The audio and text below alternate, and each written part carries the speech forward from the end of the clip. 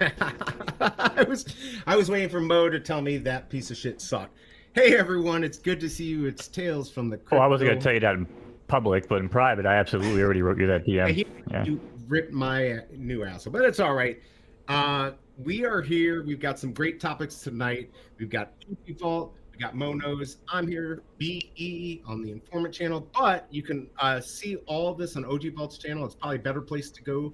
We got all the chat together, so go ahead and go there. We'll be able to see everyone's chat. Right, let's do it. How are you doing, Vault? How have you been today? What's going on with you? It's been a crazy day actually. We released our first ever meme coin during the meme stream today called BROEW, Ooh Brother Ooh, from that Ooh Brother Ooh meme coin, or the meme that you always see on Twitter and everywhere else. And surprisingly, I kind of expected it just to be like a little experiment. We wouldn't get much attraction or attention, but I did put the live stream link in the pump.fun page and actually got a lot of people there. People pumped it up. It got all the way to 100% and made it to Wow. radium. At one point, I think the market cap was close to 100K. And I What? mean, yeah, I was like 20x up. But of course, as the developer, I can't sell. But What? no, so I held it and it's come back down. And we went through the whole process of creating a meme coin. It was actually a lot more complicated than I expected, a lot stressful. A lot of people in there being like, can the devs do something? So now I kind of understand where VV's at on that. Because now I feel like I'm in that position now, and everybody wants me to market more and advertise more. So it actually went pretty well.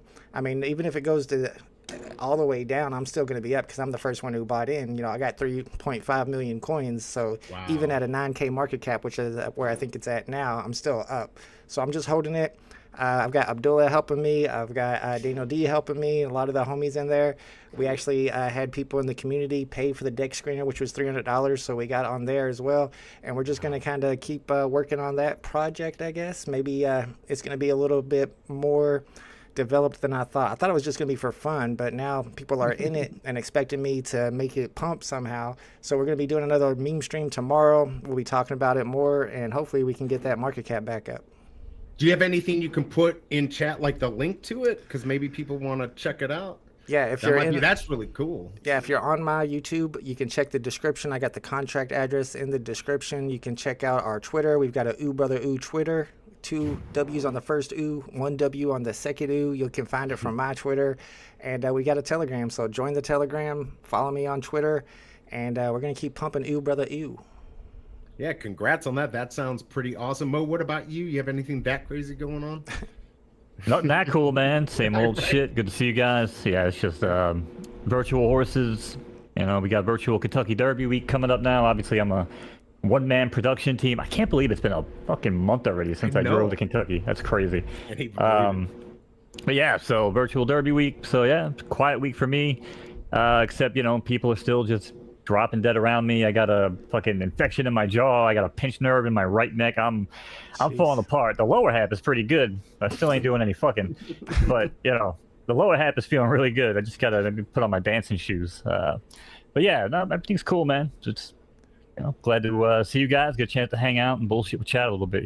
Mo, Oh, when's Foes Day? Because I've got a horse that I'm ready to race. I got a pregnant horse that I'm ready to find out if she give me a filly or not. How much longer do I have to wait? When's Foes Day? Bulls Day is Monday coming up. Nice. That's what I like to hear. Yes, sir. Shout out to all Actually the homies reminds in me. my chat. What's up, Big A, Greedy One? Thanks for hanging out, guys. yeah. Yeah, I don't know whose chat is from who on the side here, but I'm just reading it all. So Yeah, I think we get all the chat. We actually figured it out this time, so we get all the chat in one place. It's exciting. You guys got a lot of stuff going. I took a dump today, so like I feel like I've done nothing. I didn't start an NFT. I didn't do anything cool.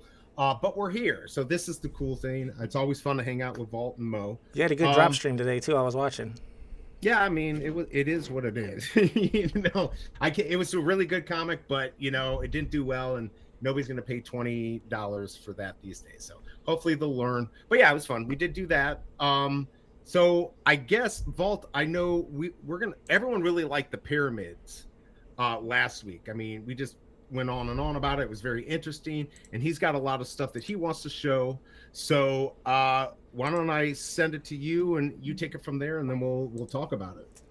All right, let me get it set up for you. We're going to talk about Let me see where we at. StreamYard's live streaming studio, screen 1, screen 2. Let me see if that's not the right one. I'm trying to get the right screen on here. We talked a little bit about pyramids last week, and a lot of people in the chat said that they wanted to hear some more about pyramids, so we've kind of decided to make that our conspiracy topic for this week.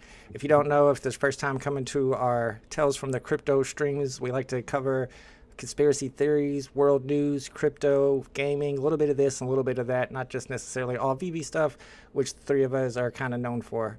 So, yeah, if you want to put my screen up there, we'll talk a little bit about pyramids. All right, so we're going to be talking about the Great Pyramid of Giza, as you guys probably know a lot about it. And maybe you know some about the conspiracy theories too. Unlike all the other pyramids, this pyramid has no hieroglyphics in it, no designs, which all the other pyramids do. A lot of people think it's older than all the other pyramids. That's the tomb that they say that Khufu was in, but there was no mummy ever found inside the pyramid. There's been no mummy found in any pyramid. So the idea that it is that pyramids are created as tombstones, a lot of people disagree with that idea. So you can see some of the stats there, and what's really interesting about it is how it's almost exactly lined up to true north. And people today would not be, even with the technology we have, it would be like super, super hard to do that. So to think that they were able to do that back then can't be a coincidence. It's kind of wild that they were able to do that. And then if you look in all the chambers inside of the tomb, a lot of people think that it could have been used to conduct electricity or some type of energy.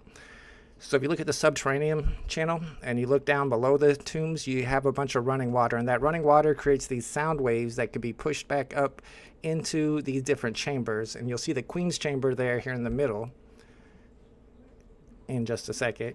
So what they think is in the Queen's chamber, and those two tubes that go towards the Queen's chamber, those sound waves were getting pushed up there. And then you have the zinc chloride and the what was that called?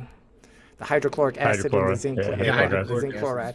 They found those baked into the walls, and if you put those two chemicals together, it creates not just hydrogen, but a whole lot of hydrogen, enough that it creates this energy. So that energy was then pushed up through the Grand Gallery, and in the Grand Gallery they had a bunch of different resonators. So it was to create some type of sound, and the sound that it creates is like this natural sound. You'll see it here in a second. It's a particular amount of hertz, the key of F. So you got the Grand Gallery. It's got 27 banks of resonators. F sharp. Yeah, F sharp, and it's 440 hertz. And a lot of people have cited the 440 hertz and the F sharp before in other woo-woo sciences. So people think that that might be how that they were able to generate some type of energy with this pyramid. And the people think that the pyramid is actually a lot older than Egyptologists want to say it is. As old as like 13,500 years old is what a lot of people predict, and that's because that's when the Younger Dryas ended. And some people think it's from a different civilization, not just the Great Pyramid of Giza, but also the Sphinx.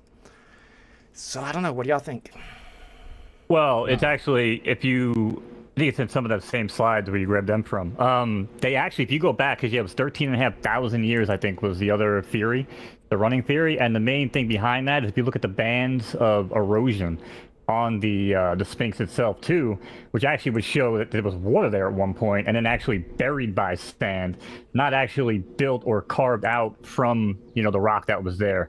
So that's actually a really good point. And if you also, I think it was also in the same thing, where if you take the constellation that sits above the pyramids and the Sphinx, if you go back 13,500 years and take that exact constellation, it lines up right over the pyramids. So again, if we're talking about some sort of connection to, you know, otherworldly energies or cosmic energies, I mean, this would all line up, dude. And this, I'm glad we actually decided to do this, because I'm a huge fan of the pyramids. More, you know, how they were built and stuff like that, and why we can't recreate it today and all that good stuff. But this is actually really cool. I think we're going to dive into. I think a lot of you I've talked to about. I have tinnitus, and I've always had high-end tinnitus when I was, you know, standing in front of like guitar amps. But I've always had this low, and again, I'm a musician. I've always had a low F sharp that runs through my head at just random intervals, and I've always felt like it was some sort of like intonation to, again, the natural energies or vibrations in the world. So a lot of this stuff actually lines up with even like my own, you know, cockamamie fucking theories growing up, until I actually discovered, you know, and actually learned about Tesla. Because, I mean, again, I've Shoreham which is where his what is it, what's called the Wander Cliff, his original. Oh my god, I'm so bad with it. You know what I'm talking about? Yeah, Jesus. The Warden Cliff. So his Warden Cliff was actually built here in Shoreham, which is like 40 minutes from me, and we're actually going there in July. Ooh, They actually have the whole grounds on site that we can go visit, and they have all sorts of cool stuff. So, yeah, this is like right up my alley, dude. So I don't know what BE, if he's ever really looked into this stuff, but this is stuff I get high and like look into and research my whole life. I mean, it blows me away. I mean, I guess the thing is that we don't believe that they could have just come up with all this technology. Like, how do they, way back when, whether it's 5,000 or 13,000, how the heck did they figure this out?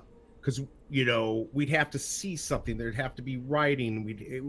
There should be stuff out there that would prove that this could be done, and there's none of that. So that's what blows my mind, and the fact that it's that whole pyramid's 13 acres. That's how big of an area do people realize how big that is? And then of course how tall the damn thing is. And how weird is it that, again, that whole civilization, again, we talk about the hieroglyphics and everything like inside the pyramids and just their whole civilization. They documented everything. Like, why was this just little piece not documented? It's so fucking weird. And like I said, it does kind of line up with the fact that maybe they didn't actually build it. They might have inherited it. So if they inherited it, that would make sense why there was no hieroglyphics. But I actually saw a documentary, I think it was on like 60 Minutes or something, where the guy actually climbed to the top. Now, again, there's no, you saw that, right? There's no hieroglyphics in the pyramid, but all the way at the top, you can see like all the red, like all the lines that they use for like when they erected it to kind of show like if this line matches up with that line, it means we're on the right path, There was also like two different types of stones used, which again, one is more of a insulator and one's more of a conductor, right? I always want to say calcium, but that's what I'm made of. So is it granite and limestone, right? Yep. Because they had the local stuff, and then they had this shit that they brought from 500 miles away. 500 miles away. So if you're going to tell me that you just had a bunch of people that were like, oh, yeah, no, cool, we're good with that, man. Yeah, no, I'll go drag that 500 miles for you. Yeah, not a problem. You know what? I'm not even going to put my name on it. Like, I'm not going to sign it. It all sounds so weird to me, right? And, even when they talk about moving the stone, and then we got the ramp theories and stuff like that. But the one that always made sense to me, right, was like the water with the sand, where it creates almost like like an icy type surface if you pull it. That kind of lines up. But yeah, I mean, like B was saying, man, I don't know. Like, where is the proof? Like, if everything else is so documented, why is there no proof of that? That's what always kind of boggles my mind, Yeah, I feel like the proof must have been destroyed at the Younger Dryas whenever there was, whatever it was, a big flood. Now, a lot of geologists are starting to say that it seems like that age ended in one day, where previously they thought it took centuries, but maybe there was some meteor, right, or something that hit the ice caps, the polar caps, and that caused a huge flood, and it swept over the land, and it would remove a lot of past civilization, but it wouldn't remove the pyramid, and maybe that's how the Sphinx got buried as well. Let me shout out the homies in the chat, if you don't mind. Shout out to Greedy One. I got a lot of my OO brothers here. They want me to pump the BROEW coin, of course. Y'all check out BROEW. The contract address is in the description. We just launched it today through Pump.Fun. Shout out to Denny OC. Alejandro is here. VRC Spill. Richard Waltz. C Spill says Madonna had pyramids. Oh, that was her brawl. Big A says, that's right. How did the pyramids built to the same alignment as Orion's belt say anything about aliens? They used what they could look up and see.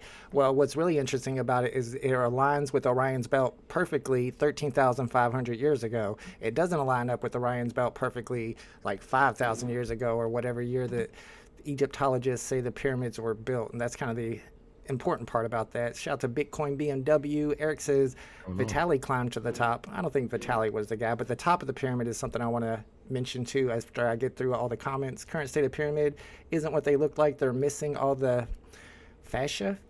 I know they did have it was lined with some type of stone that was really smooth that has worn away. Right, but that was the insulator, yeah. That was the insulator, right, exactly. Right, and then the conductor, right, was on the inside. That's what I'm saying. So like the same way that we create, rubber and copper to make electrical wires, right? Like here normally in our civilization, right? It's the same concept back then. They figured out how to conduct electricity. Now you had to figure out how to stop people from getting shocked and everything. And they were like, hey, this stone prevents it. So again, it's just like common sense when you start putting the pieces together. To me, is like, why do people spend so much time and money trying to disprove this shit when all of it just kind of makes sense? It's like, let's dive more into that. But here's what happens when you dive more into that. I know Volt's got a lot he wants to go into too, but if you really want to go into a deep rabbit hole of conspiracy, you could just look no further than Nikola Tesla, because when he was the one that said, hey, I can take wireless. First of all, he's the guy that created the radio, wireless radio transmit, even though it was it Marconi who was actually credited with it, but it was actually Tesla. Everybody knows that now. So he was the one that created the radio wave. He was the one that created the Tesla coil, which allowed wireless power transmission miles away. Do you realize it's 2024 and they can still only do it 7 feet safely? Whereas he in 1901 or 1907, this guy was out there doing it miles away. You know what I'm saying? Planting light bulbs and shit and making things go off. So if he was able to do it then, why did we never get it? The same reason why we'll never cure cancer. The same reason why none of this ever shit will ever happen, because people will not profit off it. We talked last week about why war is profitable and everything. This is no different. This man discovered a game-altering discovery and was like, hey, this is what we're going to do. And you know what? JP Morgan, everybody knows JP Morgan, right? Yep. He was the guy who was the big factor in the whole facilitation of what Tesla was doing. However, you also had Edison, who was also in on the mix as well. Now, it was more with the DC direct current, whereas Tesla is one who came up with the AC alternating current. And at that point, there was more of like a Pepsi versus Coke decision where Morgan made a VHS. Yeah, yeah. Well, JP Morgan was basically like, hey, I can make more money off of Edison's idea because it's going to cause manufacturing and we got to ship things. He's like, your idea, you're going to get everything for free. How the hell do I make money off that? So money talks, bullshit walks, and they killed his ass. They basically offed his ass. Why is it that when he got hit by a taxi and then lived, and then he miraculously, when he died, they just happened to be CIA and everybody nearby to collect his body and go through all this shit? Why does that seem normal to people? Yeah, that's what I wanted to get into. Entire research project, but that was just like off the rip, man. Like I love this shit, dude. Like it pisses me off. That was just one rabbit hole you went down. Yeah, there's several rabbit holes you can go down when it comes to pyramids. You can get into the Dark Pyramid, which is really interesting too. But what's missing from the Great Pyramid of Giza is the capstone. There's nothing on the very top, and there was something on the very top, and they have reason to believe that it was gold, and gold is a good conductor of electricity. So it seems like if this pyramid was creating energy, what it was doing is pushing it up to the top where that gold capstone was, and the capstone was pushing up into the clouds so that it can be distributed over the earth the same way that Tesla was trying to distribute the electricity over the earth. And when he died, all his files, all his paperwork, they disappeared. And he had that tower that he had built, and it was completely blocked off by the CIA. They wouldn't let nobody investigate it, and then they bulldozed it without letting anybody investigate it. There's still pictures of it. I don't know if there's video of them bulldozing it, but there's definitely pictures of them bulldozing it. They didn't want anybody to find out about this information because, like Mo said, you can't make that much money if you're giving it away for free. But shout out to Ronnie Lido, who says you got to look into the Christopher Dunn's work on this theory. That's what we were talking about at the very beginning of this conversation. It's Christopher Dunn is the scientist who talked about how those resonators grabbed the energy from the sound waves that was being created from below and pushed it up into the Queen's chamber, and that's what was creating the electricity. Eric's in the house. What's up? Eric says we would know a lot more about pyramids if Egypt wanted to cooperate with others. They don't really like people. Yeah, they don't really like people looking into it.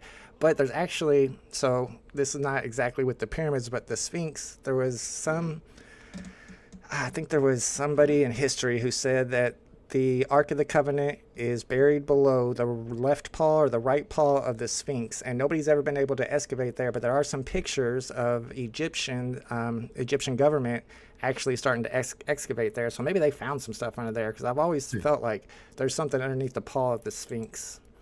Bitcoin BMW says, have y'all talked about red mercury yet? Anybody know anything about red mercury? I don't know anything about it. No, I know about Mercury retrograde. Let me know, Bitcoin BMW. Makes my life a living hell. Maybe if you explain it, I might be able to figure it out. I mean, the biggest thing for me, like on the pyramids, like how did they line up those tunnels? They had to cut them through each block and then line them up perfectly. They look perfect. and they're tiny. Some of those tunnels are really tiny. That stuff blows me away. Like, how were they able to even figure that out? You know, What's attention to detail, and again, like, we were talking about there's like snap lines, kind of like nowadays you would take like a chalk on a line like a chalk and snap line, a line, right? So you can go, okay, cool, we're still on our right path, right? They did something similar to that. What they also did is they blueprinted everything out on surface as well, where you could take the pyramid if you laid it down.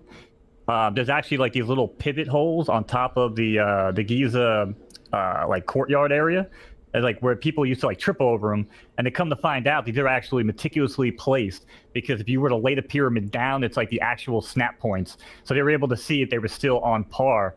And they also say that it might have also led to development of making sure that the tunnels were also in line as well. So, because again, I think they said there was no tunnels for such a long time, and then they finally found them.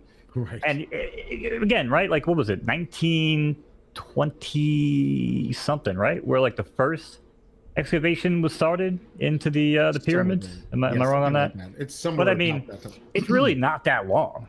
Right. You know what I mean? If you really think about it, like, it's really not that long, man. If these things took that long to fucking build, and that, who knows, man? We might be dead and long gone. Our grandkids might be excavating this shit to find, everything we're talking about, all these probes and alien tools and measurement systems. I mean, who the hell knows, man? But I'm excited. I love that shit. Yeah, and if you talk to Egyptologists right now about what those tunnels were even used for, they would say it's for the workers to move around, but why would they make them so small if that's what it was used for? It makes more sense that it was used to create energy with, like we had explained before. Yeah, and there's also, later on, like more evidence where like you could look at like char marks and certain things that show that there was some sort of like combustion or some sort of reaction going on, which again, if anybody's common sense, like if I look at two, surfaces and they're crystal clean and I can fucking eat on them, I'd be like, oh yeah, nothing really happened here. But if I look and I'm seeing soot and I'm seeing cracks, and you think about it, some of these blocks were moved like an inch inside of the pyramid from this combustion. Do you know how much force it would take to move these blocks? What are they, like 14 or 2 tons each or some shit like that? Yeah, I was trying to figure out. I didn't remember. I think they're 2.5 tons each per block. Right. So if these things were moved an inch, think about the force that would take to move this. You know what I mean? Yep. Without also, disrupting everything else around it to where it like crumbled and fell apart. You could also look at like some of the granite and stuff, like when it was hit by such intense heat that it almost becomes like glass. So again, another prime example of things that we've seen over a course of our lifetime taking place back then, which kind of lines up to the theory. So I don't know why people really. Between them, though, is the difference between the different pyramids? Are they finding a lot of the same stuff? One thing that's a difference is the fact that the pyramid of Giza, the main one that we're talking about, has no hieroglyphics in it, and I think all the other pyramids do. That doesn't make any sense. Why would they not put any hieroglyphics in this one, unless it was something they discovered and not something they built? Yeah, something much older. Yeah. A theory for me, and I'm sure there's documentaries out there that maybe talk about this, but I watch a lot of Joe Rogan. There's a couple guys, Randall Carlson and Graham Hancock. Yep. These two guys are always back and forth on the show. They talk a lot about this stuff, and their documentaries are great. I think one of them actually has like a Netflix show. But the point is, these guys, man, like when they're out there doing their research, they're talking about things that no one else is really even talking about. And when I look, so let's say if 13,500 years was the Sphinx, right? Let's say that, and the Pyramid of Giza, they didn't build it and they inherited it. They might have showed up. Could you imagine showing up in some foreign land and discovering like this crazy, Sphinx structure with one Pyramid of Giza? Wouldn't you go in there and be like, hey, like this, we should probably start building some replicas of this shit. You know what I mean? Like, this is our deity. Like, this is our god now. Like, we basically worship this because it came out of nowhere. We discovered this crazy thing that they inherited. And who knows how they even found it. But I don't know. To me, that's how I see it going down. Because it's like one big Sphinx structure, which, again, they say it might have been a cat at one point. I mean, a dog, rather. Because they used to worship dogs right back then. So it could have buried him in a dog. I forgot the name. But if that's the case, they could have, like, re-chiseled it. They could have fucked with things, But to me, it always seemed like the Sphinx overlooking, like a holy area. You know what I mean? And then they kind of, like, came in and felt like they needed to keep the gravy train going almost, and they documented it you know, with the hieroglyphics and telling the stories and everything like that. That's how I always kind of seen it. That's probably a half-baked idea, but I don't know. Now that makes again, sense. Some of this older pyramids, like the bent pyramid, it looks like they tried to copy what the pyramid of Giza was, but they weren't able to do it correctly, and that's why it looks all messed up until after a while they started making smaller ones that actually were pyramids, just like the pyramid of Giza. However, what they didn't realize and what we realize now is that the pyramid of Giza doesn't have 4 sides. It actually has 8 sides. And if you look at all the other pyramids that they created, they weren't able to do that. They probably didn't even recognize that, because you have to look at it from above, way above, to notice that it's actually concave on each of the sides. So it actually has 8 sides, and it's very precise too. So the fact that they were trying to replicate it, but they didn't notice this thing that you can only see from the sky, makes sense if you're going with the theory that they discovered it and didn't build it. It's crazy. Is there anything elsewhere in the world that's similar? You know, we know there's mounds and stuff like that. Have they found anything else like this anywhere? You know, I mean, Stonehenge. I mean, with Stonehenge, but like, you know, with the electricity and all that stuff, that would be kind of very, you know, interesting. Well, no, because if and, you know. Well, no, because if you told me that the guy who tried it last time got whacked, you think I'm going to try that shit? Like, you think I want to be the guy that shows up? And again, you know, we talk about Tesla, right? Like, listen, Right. It's not just that type of stuff, right? I mean, again, the motors, the radio transmissions. He actually had the crazy idea for like fully basically running off of his Tesla coil idea of fully electric vehicles way back when.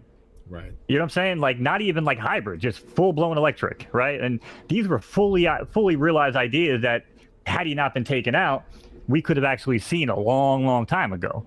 The death ray. Now, the death ray, which is, you know, again, like a Star Wars joke, right?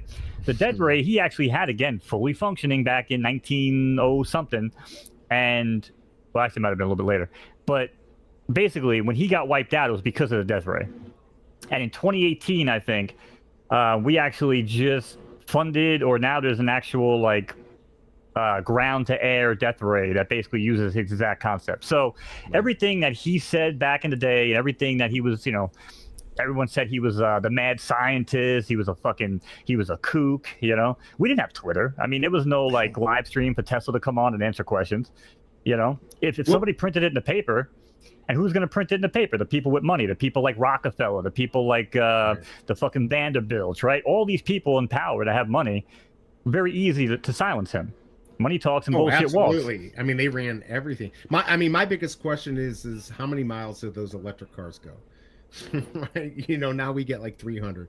They would have gone. Obviously, they. It would have been infinity because with his idea and his concept, he would basically have those things put into the ground every so often, like access points and kind of like relay points, and it would cover the entire globe. And his idea was that he could even hit outer space with it at some point.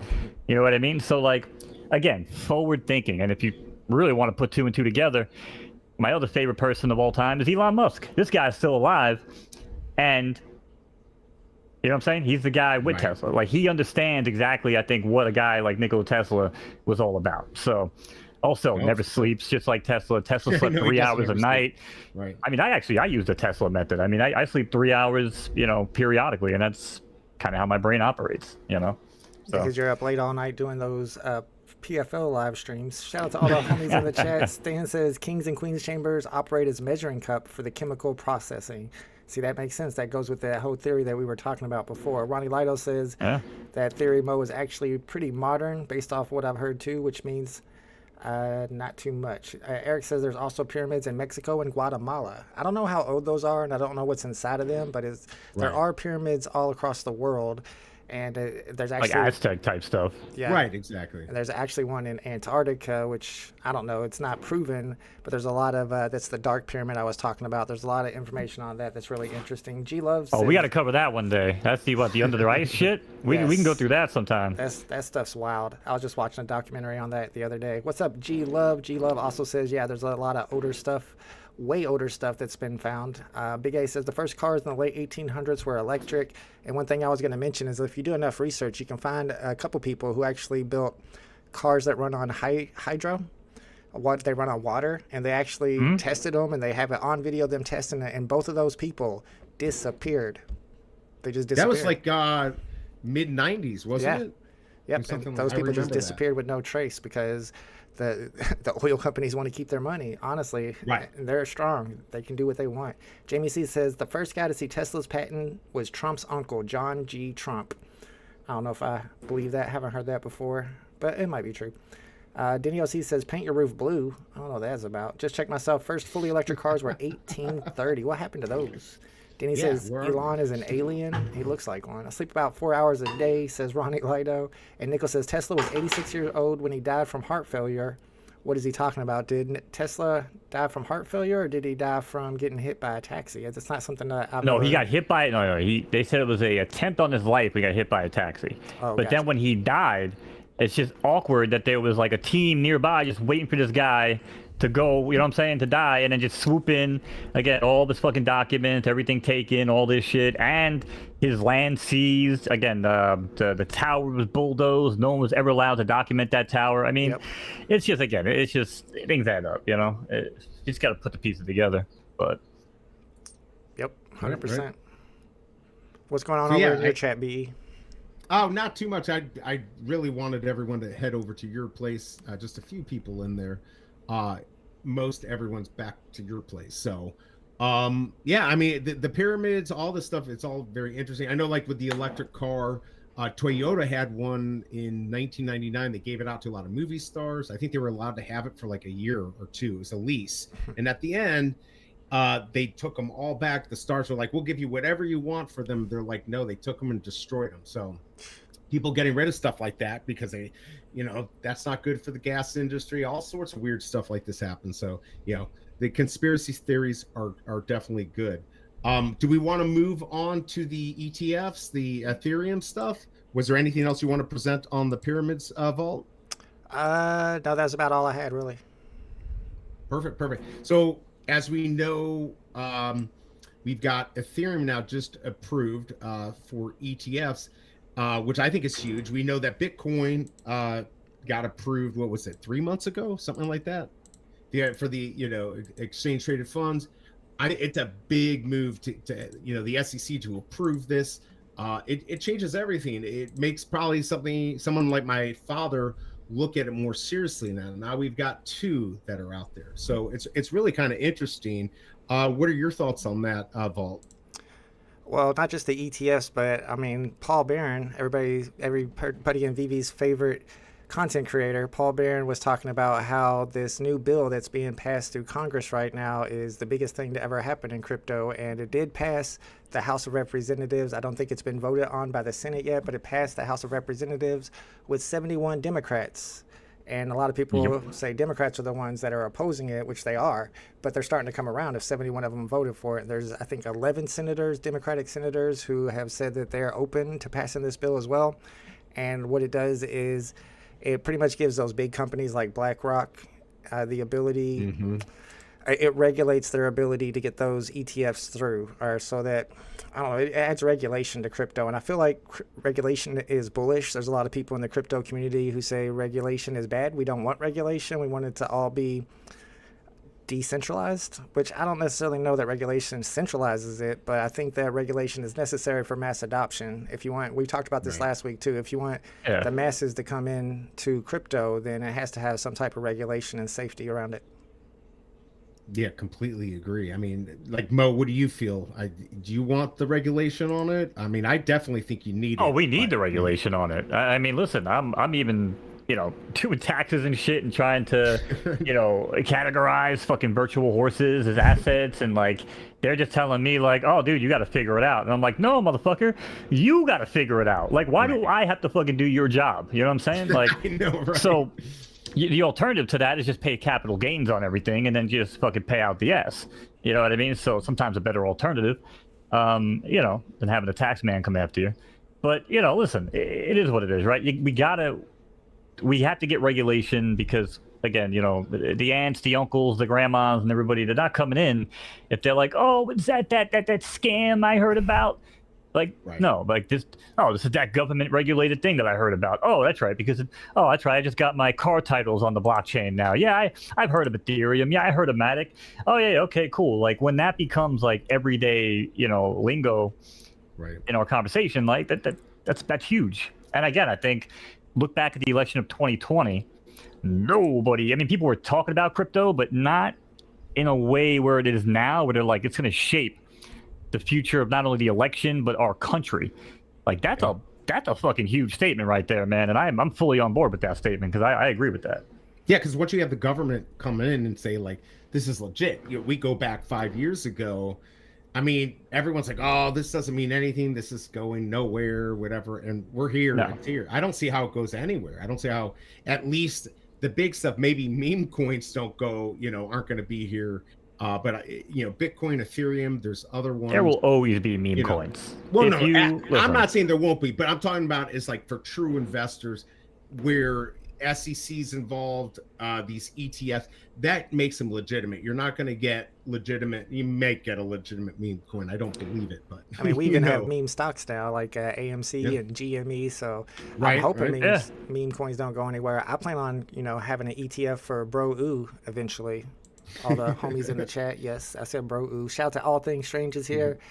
Stan's trying to get Omi Rich, he says, and Big A's right. That bill is called Fit 21, and the problem that they were having is that the SEC and the CFTC could not decide or could not agree on what a digital asset is or what constitutes a digital asset. So they're pushing it to Congress and letting Congress decide, and Congress is putting this bill in and saying, all right, we're going to take the reins and we're going to decide what is a digital asset and what isn't. And I think that's good because the SEC is not that. I mean, they don't know what they're doing. So that removes Gensler, and then once you get rid of that fucking piece of shit, then it's very confusing though. We need to know what this shit is because like you said, like figuring out what your horse is, a digital horse or a digital dog or an NFT from another project. It's you can prove it, but like I said, the problem is like what are they looking at and what are they accepting and what are they classifying things as, right? Like when you list it on your taxes. So for me, I found that trying to show a paper trail, being like, okay, well, I deposited whatever 2,500 and bought a Philly, and then trying to show like how much, I'm like, you know what, fuck that bullshit. I was like, just pay the capital gains on my Solana fucking withdrawals, because at the end of the day, that's how it goes. You know what I'm saying? You kick it back out of the platform, it has to go through some sort of exchange, and for most people it's gonna be Coinbase or crypto.com, whatever, and then I get taxed on that, which again sucks for me, which is why I was trying to set up an LLC, and everyone's like, oh, do this and do that, and I wound up doing nothing. So I didn't really help myself there. But the point is, like, this will give some sort of clarification for me and other people out there that might be trying to do shit like this. So I don't know. We definitely can't go along with the way things have been, because it's been nothing but, 1 week everybody loves crypto, the next week they fucking hate it because someone's throwing some sort of like smear campaign on the back end. And then obviously we don't know. They're probably just doing it so that BlackRock and these guys can get in cheaper. Yep. I mean, come on now. Like, imagine that. Imagine them manipulating the market. No, that I mean, This is important for VV too, because a couple years ago I had NFT Tax Guy on my channel for an interview, and he's a professional accountant, and he was saying, like, whether you like it or not, according to the law right now, you need to go through every single transaction that you've done on VV, every buy, every sell, and that all needs to be reported. But that's crazy. That's too much. But like Mo said, you should just go through with your withdrawals. Your withdrawals. Yeah. Yeah, I've talked to other people. That's what they do. The whole thing with the VV back then is there wasn't even cash out. Right. So to me, the gems were just like a coin in a video game. So I think you're best to pay the taxes. If they want to come and audit you, back then, I know you were doing it, Vault. I was doing it. I mean, I'd sometimes do 100, 200 comics. Maybe I was only making a couple gems, whatever. There's no way I'm going back over a whole month. Are you kidding me? I would jump. No, you absolutely reported them on your taxes, BE. If anything, just not smile and nod. You absolutely reported them on your taxes. Yes. There may be somebody from the IRS currently watching. Shout out to Guinea OC says, I think, and this is a good point, he said this last week too, more people get scammed on Facebook than with crypto. But they have a lot bigger user base too, but you're 100% right about that. My homie Jay Hirsch says, Trump 24, Trump is a crypto bro. I will give Trump credit, because he's the one who kind of pushed Democrats and Joe Biden into having to accept crypto a little more, because he went out in public and said, I'm cool with crypto. Even though 2 years ago he said crypto was a scam, the fact that all the crypto bros are now wanting to vote for Trump, I mean, that makes Biden and the Democrats say that we want to keep our people too who are into crypto, even though it seems like most of the crypto bros are right wing. I don't know. But it's good that they're pushing the other side of the aisle to have to accept it too. Think about it. That's how we're getting those bills passed. Kennedy had a lot to do with that too, as far as like pushing some democratic sway, because the last thing they want is him getting too much power in the on the left too. So yeah, something to think about. 100%. Big A says every time you exchange to another token, it's a taxable event. That's what the tax guy said too. So that is what your taxes would be anyway. Every time you exchange to another token. Yeah, he's saying that, like, so in a taxable event, you actually have to record that and let the IRS know. But he's saying in the end, it's the amount you take out. Okay. So if you just pay taxes on that, if you don't get audited, you'll be fine. I mean, like now, anything I've cashed out, I fucking pay taxes on. Absolutely. I'm not going to fucking, but to go back, if I've done hundreds of transactions, I don't even know what to do. I guess I can get that CSV file, but I don't do that many transactions these days anyways.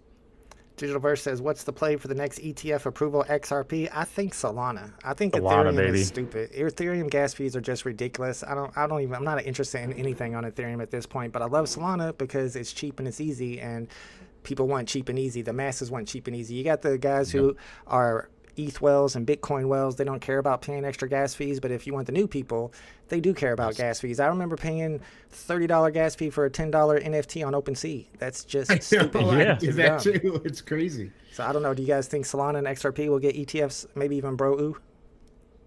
I mean, BROEW for sure. I can BROEW before XRP, 100%. Right?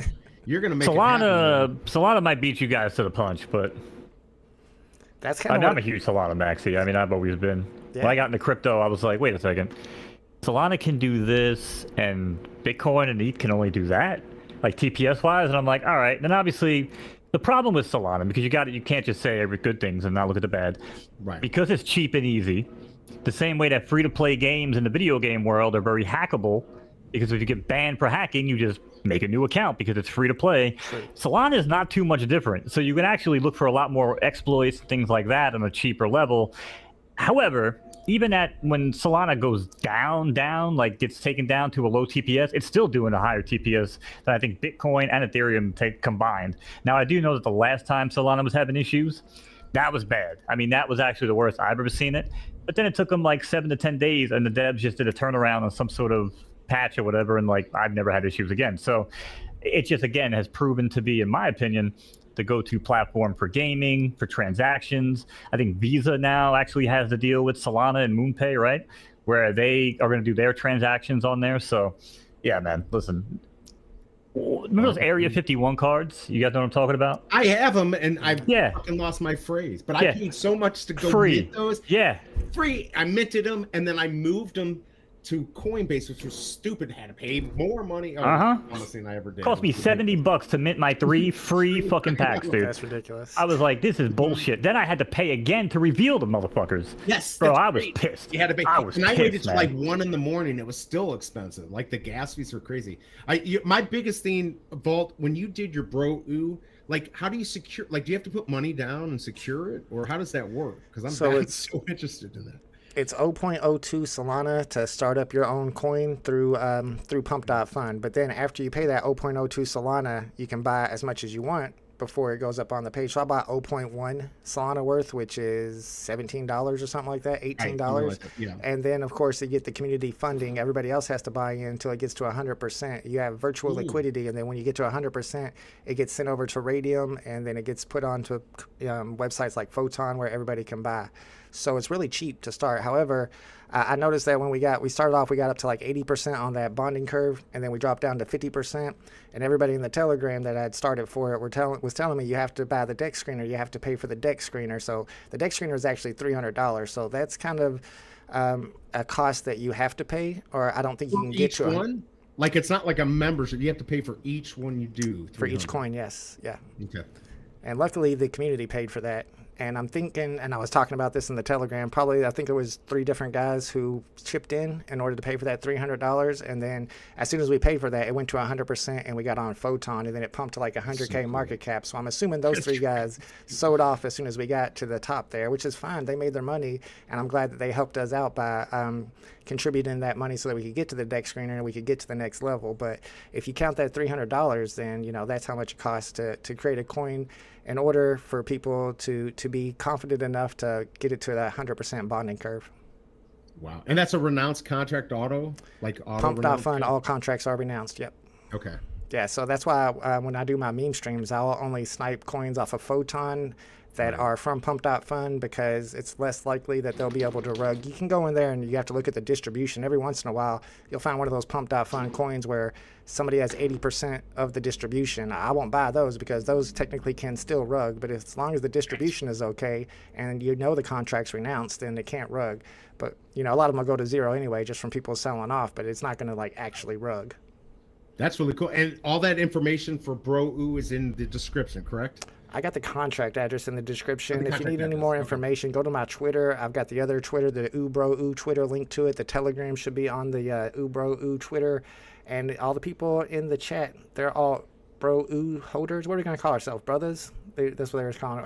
They're all brothers. They're all brothers. So just ask around. You can get all the information you need. Jay says Biden has to start accepting crypto donations too after Trump was raking it in. I mean, I don't think he has to because I feel like all the crypto bros are right wing anyway. I don't know. Am I wrong? Some of them are not. I think it's just smart business just to do it. I mean, it makes True. sense to just. I think AOC raises funds through crypto, if I'm not mistaken. That makes sense. I don't She follow she her. and she raises a lot of money real quick because she's got insane social media reach. She's a scary individual. I like her a lot, so watch your mouth, bro. She's awesome. I don't have any issues with her. I'm just saying she's a scary individual because I said people like that, man, are fucking dangerous. She's got a lot of reach. She jumps on like some of the bigger, you know, Twitch political streams and that exist. Yeah, she was on Hassan the other day. But the thing I don't like about AOC is that she ran on getting money out of politics, and it seems like all these congressmen will run on getting money out of politics, but then once they get into Congress and they start getting some of that money, all of a sudden they don't talk about it no more. Yeah, of course. I like Katie Porter. I like Katie Porter too, but she got voted out. Well, yeah, she got voted out. She didn't get voted out. She stepped down as a congresswoman to run for Senate, and then she got beat in the Senate race. Yep. But yeah, I mean, look, everyone does that. Absolute power corrupts absolutely, so I just expect that from everyone. No wonder. But all right, so Mo, anything else that you want to talk about on the ETFs or crypto or any of that? No, I just want to say that BE, I support your senator, Josh Hawley. That's my homie. That's your homie? That's my homie.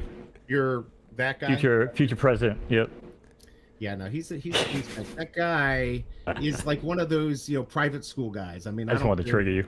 Yeah, no, that doesn't trigger me. He's like, I don't care what party he is. He's just one of those guys. All right, but we do have something interesting that Mo wants to talk about. He wants to talk about gaming and pay-to-play mechanics, which I think is very important right now, especially Web3 and all of this. So why don't we go there, Mo? Do you have something you want me to pull up your screen or? No, we can just chat. I mean, normally I figured we just throw some Web3 gaming out there on a weekly basis. Maybe somebody's playing something. I'm actually not playing anything new this week. Still doing Spellborn, still chasing my Pokemon. They actually just had a big update, so they'll be going public soon, so that should be pretty cool. But yeah, really nothing new. But I think what Vault wanted to talk about too was like the fine line of like pay to win and maybe like pay for access, right? Right. Because I'll let Vault set it up because I think he had the better argument against like why people would be against the whole Web3 gaming. So yeah, if like, you look at something like Fortnite, if you go into Fortnite and you buy a new skin, you spend $20 on the new skin, it doesn't make your character any better or any faster or anything. It just makes it look cool. And I worry that in Web3 gaming, everything is pay to win. The person with the most money is going to have the best assets and is going to win the game. And I always say that in gaming, the mechanic of pay to win is not attractive to people, not to a mass audience. And it makes more sense in Photo Finish Live because that's a horse racing game and it's a simulation of real life. And in real life, you got to buy the horses. It is what it is. Whoever has the most money buys the fastest horse. And of course, you don't have to have the most money. You can get lucky and get a horse that is actually pretty good. You can breed your way up. But when it comes to like these shooting games and stuff, I worry about Web3 gaming to where you can buy a machine gun for $100 that's stronger than everybody else's guns. I mean, I think it should just be cosmetic. Well, okay, so good point.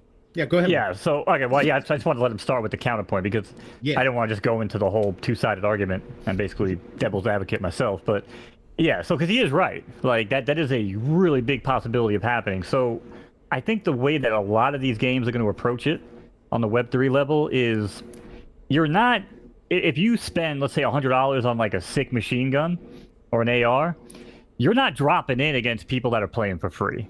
Like, it's almost going to be like you're playing at like a junior varsity level or a varsity level. Like, if you come in on a free-to-play version on mobile or some shit like that, downloading it off the Google Store, it's not going to be the NFT Web3 version that you're downloading and playing. It's going to be like, insert game title here, light.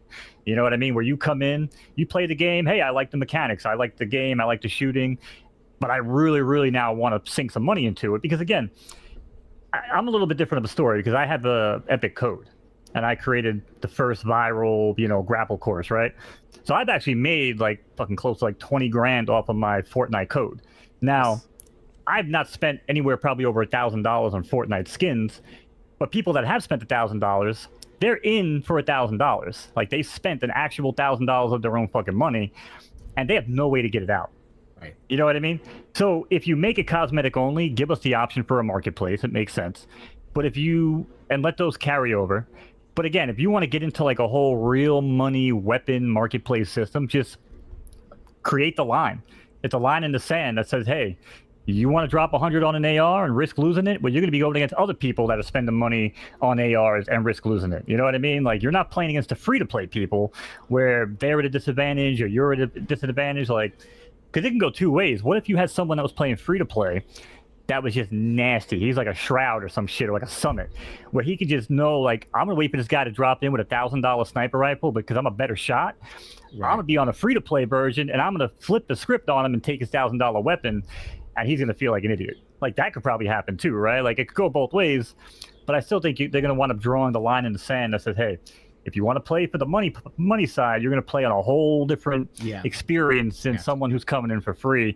And I think that's how you can kind of get away from the pay-to-win mechanics. I mean, you're right or wrong. You agree? It's crazy. I mean, I kind of agree with Vault. I've seen it in one of the games I play where, and I'm not just talking about like better players, but where somebody might have more, 20 items that they can put into the game to win because it's unlimited. You can definitely game the system to guarantee, or at least to increase your percentage to like, 75% chance you're going to win. That will work so much, but it's certainly going to discourage new people from coming into things and to stay there. So, and if it gets really big, obviously we're going to get some type of regulation. People will always game the system. And I think that's what we have to think about. And we have to be careful. So, I sort of agree with Vault. But I understand what you're saying too, Mo, where it could be. What I'm saying is it's on the developers to actually create that diversity in their game. Right. If you just say, hey, here's our game, everybody join the same fucking pool, and they don't actually put any thought into it, sure. I mean, yeah, pay to win could easily become a thing. Now, again, I'm trying to think of maybe some game examples. If you don't want to say the game that you're talking about, but I mean, I'm thinking of more like Dr. Disrespect's Extraction Shooter coming out. Where you might, again, have like a $500 loadout and someone's brand new coming in. Like, what are they risking, right? Like, is there a possibility where it says, like, okay, I'll give you an example. CSGO, Counter-Strike, they have like crates, right? And what people do is there's like websites where they log in against other people and they put up crates against other crates, and then they spin wheels. It's like some degenerate gambler shit. And whoever like wins gets all the crates that people put in, right? Or the value of whatever it is. So maybe that's how you do it. Okay, I'm joining a lobby where my loadout costs $100. Or I'm in a bracket where the loadouts cost $250, kind of like Photo Finish, where I'm racing against S horses or I'm racing against A horses, right? Like, maybe there has to be some sort of like categorization like that. But you can't just have a game that's like, hey, everybody come in. We're not going to regulate anything, and you guys just go wild. Because pay to win is going to fucking absolutely be a thing. But you also have to remember too. You also got to remember too on consoles. Yeah, I remember too on consoles with everything that happened with the loot box issues over the past decade. It's very, very hard for these games to implement that type of shit unless they are cosmetic and they have to have a way to win it inside the game with the in-game currency as well, at least every so often, because if they don't meet the standards from the ESRB and all the ratings fucking boards that says your game can't come out. So they have to abide by that. They have to abide by Sony or Microsoft. And remember, if this shit's gonna survive, it has to go to console. if you guys, it has to go to mobile and it has to go to console, because these games that are going to come out, I think Off the Grid's a good example. I don't know if Big A is here, but Off the Grid's a great example. That game is going to go through so much scrutiny because it's the first blockchain Xbox game. Oh, Avalanche? Is that Avalanche? Right? That's on AVAX, yeah. So that game, is going to be under so much scrutiny because people are going to see that for the first time. They're going to go to a Twitch stream, like, oh, wasn't this that stupid fucking NFT game? Like, I can't tell you. Like, listen, there's a game called Superstar Football, some shit like that. It's an NFT football game. I know a lot of big Madden players that I do graphics for and shit. And they took partnerships, and I hit them up. I'm like, yo, if you want to partner up with someone, and I jumped on in their streams, dude, and chat was fucking bugging. Chat was like, oh, this is the NFT shit, I'm out. All right, bro, tell me when you're done with this fucking crypto crap. Like, they're already at such a disadvantage because of the technology that nobody understands behind it. Everyone sees NFTs, they think scam, they think crypto, but they don't realize is full transparency, online ledgers, you know what I'm saying? Like ZK roll-up technology. They don't realize that blockchain's taking over their world, whether they like it or not. So, it's might be a little heavy-handed of an approach there, but I don't know, man. Like, this shit's coming whether people like it or not. I don't know what else to say. Sure.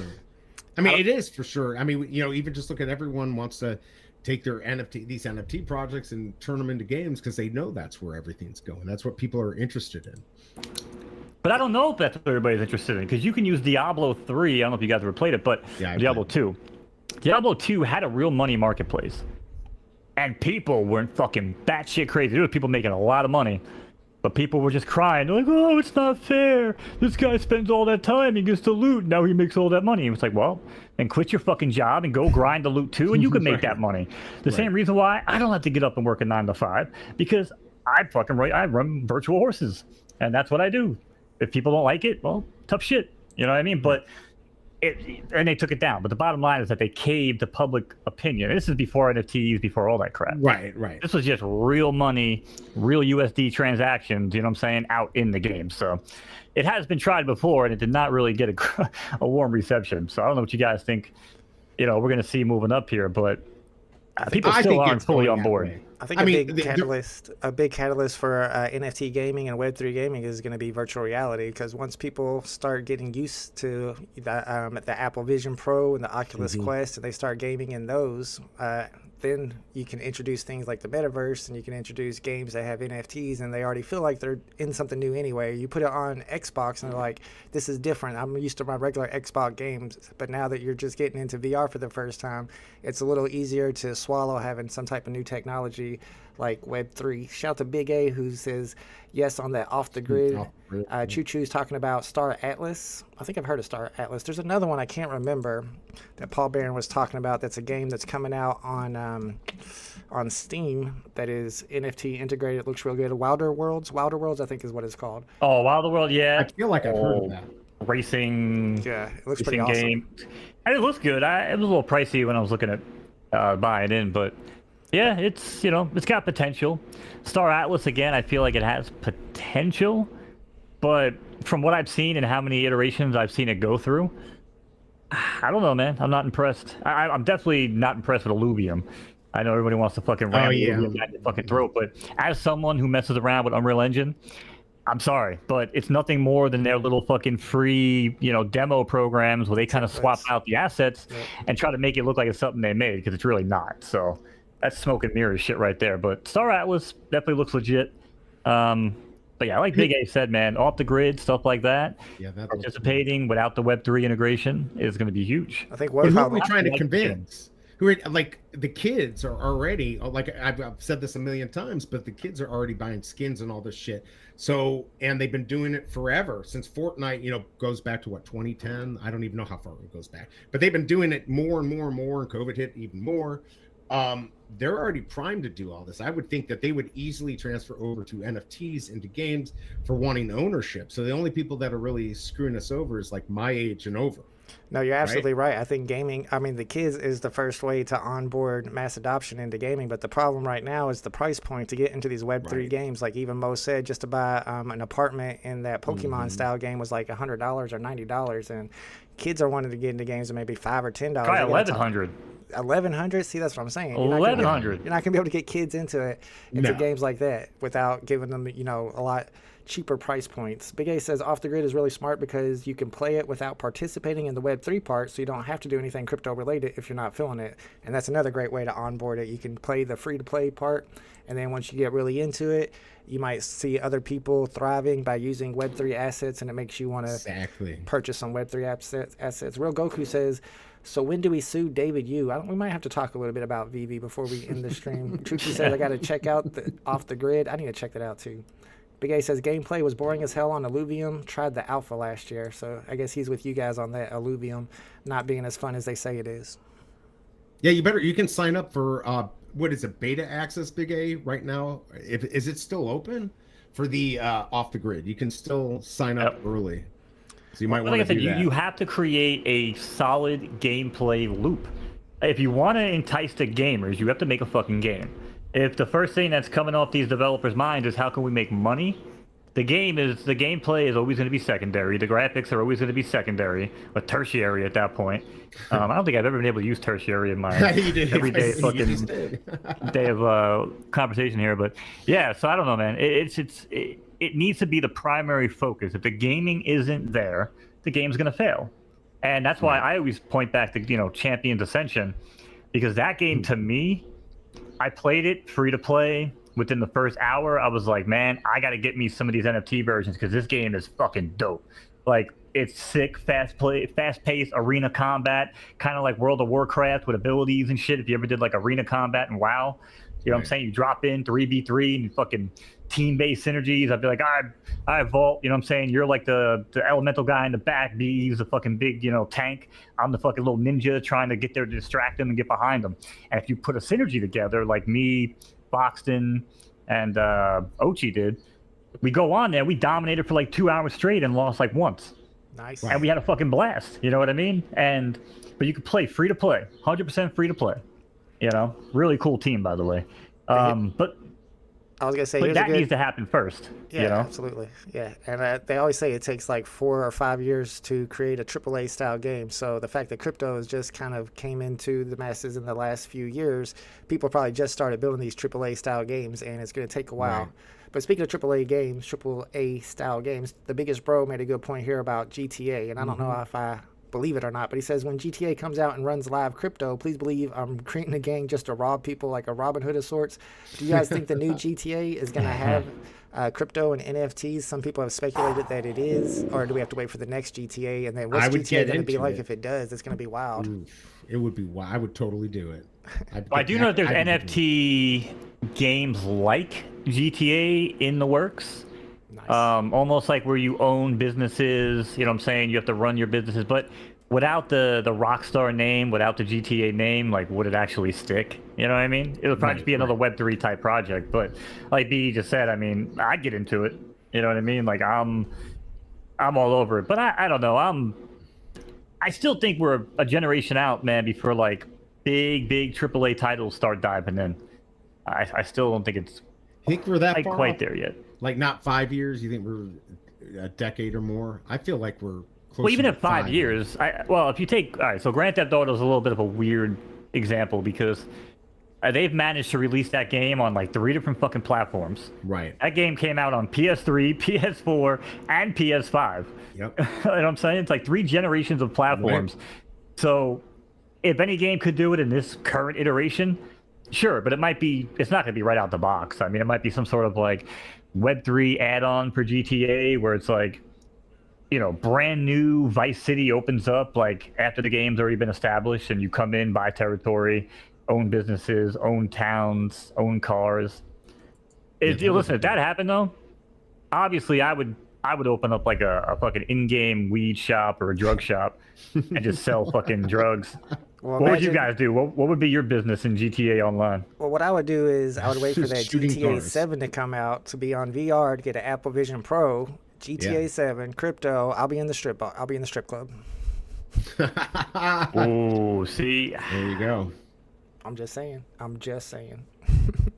But then I have like 3.5 inches of a distraction while I'm trying to, handle my business. Like I'm not, then my girlfriend thinks I'm weird. She's like, "Why do you have a boner playing this video game?" And I'm like, I'm working,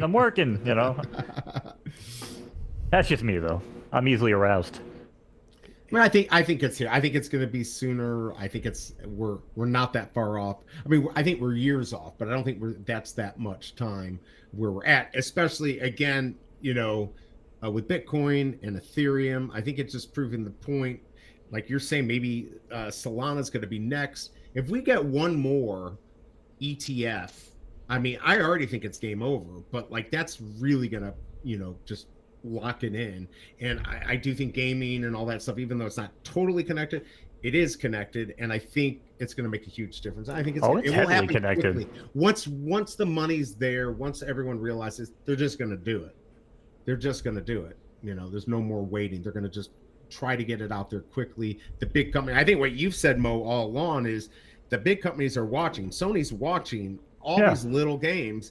And as soon as it's time to make money, they're just going to put them all out of business or buy them out and buy everyone out. You guys understand why Sony is Sony, right? I'm not like on a device. I'm talking about from a video game standpoint. Do you know why PlayStation is as powerful as they are? Did we talk about this ever? Yeah, I've talked about it with you. But so the PlayStation started off originally as a CD-ROM attachment for the Super Nintendo. Nintendo hired Sony to make the CD drive attachment, which there are prototypes in existence of this, and Nintendo burned them. And then Sony was like, oh yeah? Fuck us? No, fuck you. And then they're going to put you out of business. And that's pretty much what they did, because they started designing the original PlayStation, which is when Nintendo was like, oh, we're going to stick to cartridges, and we're going to go Nintendo 64, and blah, blah, blah, blah, blah, blah. Right. That didn't work out too well for them, because then they came out with the GameCube, and they tried these GD-ROMs, or whatever, they played these little fucking mini CD-ROMs and shit. Yeah, I remember that. Yep. None of that shit ever worked. But Sony and PlayStation continues to dominate year in, year out. All right, I'll admit they lost in the 360 to PS3 comparison, but outside of that, PlayStation has dominated every step of the way on Xbox or anybody else. So, but anyway, that all started from Nintendo basically saying, we don't need you, Sony. And Sony was like, oh, yes, you do. So Sony sat back and they watched and they let Nintendo make mistakes. They let Sega basically hang themselves by not implementing, heavy piracy, anti-piracy features, which anybody that ever played Dreamcast probably knew you could just take the disc out and put a burnt one in as the game was playing, and the shit would just keep playing. Like, it was fucking crazy. So anyway, that Sony and Microsoft will absolutely watch and learn. And I still say, man, probably 5 to 8 years, I think, before mass mainstream adoption, because we got to have our licenses on the blockchain, our insurance needs to be on the blockchain, every aspect of our life needs to be on the blockchain, and it will be, before people are really comfortable with their money and their livelihood on the blockchain. That's just my opinion. Well, I think when it comes to gaming, we might be a little bit closer, like BE says, because you got Disney and Epic Games together creating a metaverse right now, and I think those are two big names to be combining together. They've already worked together on Fortnite. And I think that's going to be huge. The Disney Epic Games collaboration that they're working on, they've already teased it a little bit, and it looks like it's going to be like the real first Web3 game that could possibly bring in a little bit of mass adoption. Let me catch up with my chat real quick. Real Goku says Alluvion went from 1,100 per token to under 100. Wow, one of the worst performances ever.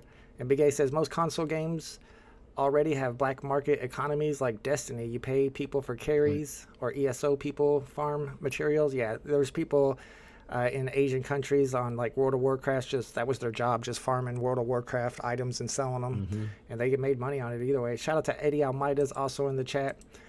But yeah, that's what I'm thinking. I'm thinking there's Futureverse too. Futureverse claims to be what's that movie called? Ready Player One. Yeah, Ready Player One. One. Ready Player One. I don't know a lot about them. I know their assets are super expensive though. So again, price of entry. But the Disney Epic Games, that's the one that's really gonna, in my opinion, launch Web3. Yeah, but I still feel like that appeals more to the gamers first. I don't think it's 5 to 8 years before we get the gamers, and I think they're within 2 to 5 easy. But I'm saying massive mainstream adoption of somebody in their 40s or 50s that's app on the App Store. Let me just log in and connect my MetaMask or connect my Phantom. To me, I think that's 5 to 8 years. I don't know. I just. No, I agree. It's just crazy though, man. I don't think it's going to be an avalanche. I think we're not even going to know. It's going to happen. I won't say overnight. It's not going to happen overnight. In the avalanche. I understand. I think it's just we're not gonna be expecting, and all of a sudden, like, bam, it's gonna be I think it's gonna be very quick once people realize. Yeah, I agree. Especially if people are able to earn things that they can sell, and then they're telling their friends, "Hey, I just made $100 by playing this video game." That's going to get people interested, and people are going to use word of mouth for it to spread really fastly. Sure. Flows in the chat says, "Was Axie Infinity that good? No, but Crypto Degen play the game only for the ETH and money." Yeah, Axie Infinity, I downloaded that and I wanted to play it. It looks stupid. It looked like a little kid's game. I couldn't play that whatsoever. Did y'all play Axie Infinity at all? Yeah, I tried to get into it. They even had like scholarship programs, but again, like the economics behind it just never made sense. The white paper behind it never made sense. The same with Thetan Arena. That was a fucking fun ass game, man. Thetan Arena, dude. Now that shit was on. You had to use like Binance, I think, or something like that, or it was on Wax. Weird. It was on a weird chain, but the game itself, awesome, man. So much fun. You drop in, it's like a kind of like that game like Bomberman. Oh, it was like that. It was like that view, but it was a battle royale. So you would log in, it would be like 100 people, and you had to like go around the map, and you had like special powers on your character. I had this one guy that had like this huge fucking arm that came out to like punch, like long range. You know what I mean? It was fucking really fun. But you look at the tokenomics, you look at the characters, you're like, this shit ain't gonna survive. And now you can get like brand new characters for like $2. Because these games just, again, photo finish, I hate to go back to it all the time. The tokenomics always made sense. If you look at the white paper and it's like 35, 40% to the team, be very, very cautious. Because games like photo finish will have like 15%. You know what I mean? And like under 20%. And that'll show you that they're vested more in the future of the platform or the game, and not necessarily their own pockets or trying to cash out. So that's always a metric that I kind of use. There's very few games that actually meet that metric, but you know, I don't know, man. It's just fucking scary telling people to come in and spend all this money. Like you guys, right? You guys can relate to this. Definitely. Oh, How many conversations have we had, or not with each other, but in the real world, of like people that look at you like, dude, just go away. Like, 'cause, I mean, I used to get laughed out of the room. Right. Of trying to explain to people like this is the blockchain and this is this and that. They're like, dude, you're fucking on a whole other planet. And now I'm sending them articles where it's like blockchain's gonna shape the election and the future of the country, and they're like, oh yeah, dude, didn't see that coming. I'm like, well, I tried to tell you. I tried to fucking tell you, man. Like, but I mean, you guys in that same boat, because I feel like we all just sat around the writing on the wall, but no one else really wanted to see it. It's harder for us too, because we told all our friends and family about VV and Omi, and that all crashed. So they're probably like, "Hey, I don't trust you anymore." Yeah, I mean, we did it early. I was to say, smart buy asked it on both. The question: you think NFTs will be in-game assets in the future for game? I like GT. I do. If yes, licensed NFTs have a future. I mean, I certainly think they do. I don't know what you two think. 100%. Yeah. I mean, I'll give you my view of the future, the same one I've had for 3 years now. Whenever AR technology becomes big and you can just wear some Ray-Ban glasses and then click a button and it shows AR technology. Maybe it shows your GPS of where you're driving, but it also allows you to geospatially locate your NFT. So if you have a house and it's by a road and you put a Todd McFarlane Batman in your front yard or on your roof, and somebody who has those AR goggles or AR glasses and are driving by, they can see the Todd, they can see your NFTs in your yard, and people are going to be able to decorate their houses that way, and that's going to onboard a lot of people. America Chavez pitch. What is it? Right. That was always my America Chavez pitch to you guys for AR. I said, once you remove the screen from the equation of having to look at your phone and hold your phone up, that's a game changer. Like you said, Ray-Bans, Oakleys, fucking Audi and Mercedes and all these car companies now are building AR shit into their fucking windshields. So you'll just be able to look through the windshield and see fucking America Chavez guarding my house. Be like, I don't want to fuck with that guy. You know what I mean? So like, Vault is absolutely right, man. And this is what I'm saying. This is the future, and I don't understand why it's really still that hard to convince people, because fuck, I think it's going to get easy. That's the whole point. I think why we wanted to talk about Ethereum and ETFs. I mean, that's where we're going. I think people are starting to get it now. They're hearing Trump, and now Biden has to be like, uh-oh, I better do something here. That's when it's real. And I just hope nobody wakes them up. Let them sleep. Biden will be all right. Don't worry about Biden. But yeah, the government regulation is also what's going to add confidence to people to be able to see this future. Shout out to Eddie Almeida, says, I hope you're well, bro. Wasn't insulting you, was insulting the chat. I hear you, bro. All the best from the French Alps. Dang, son. Wow. Flying to Geneva next week. Let's go. Appreciate you, bro. Thanks for being in the chat. Denny OC says, let's be honest. Who would have thought our phones would control our whole lives 20 years ago?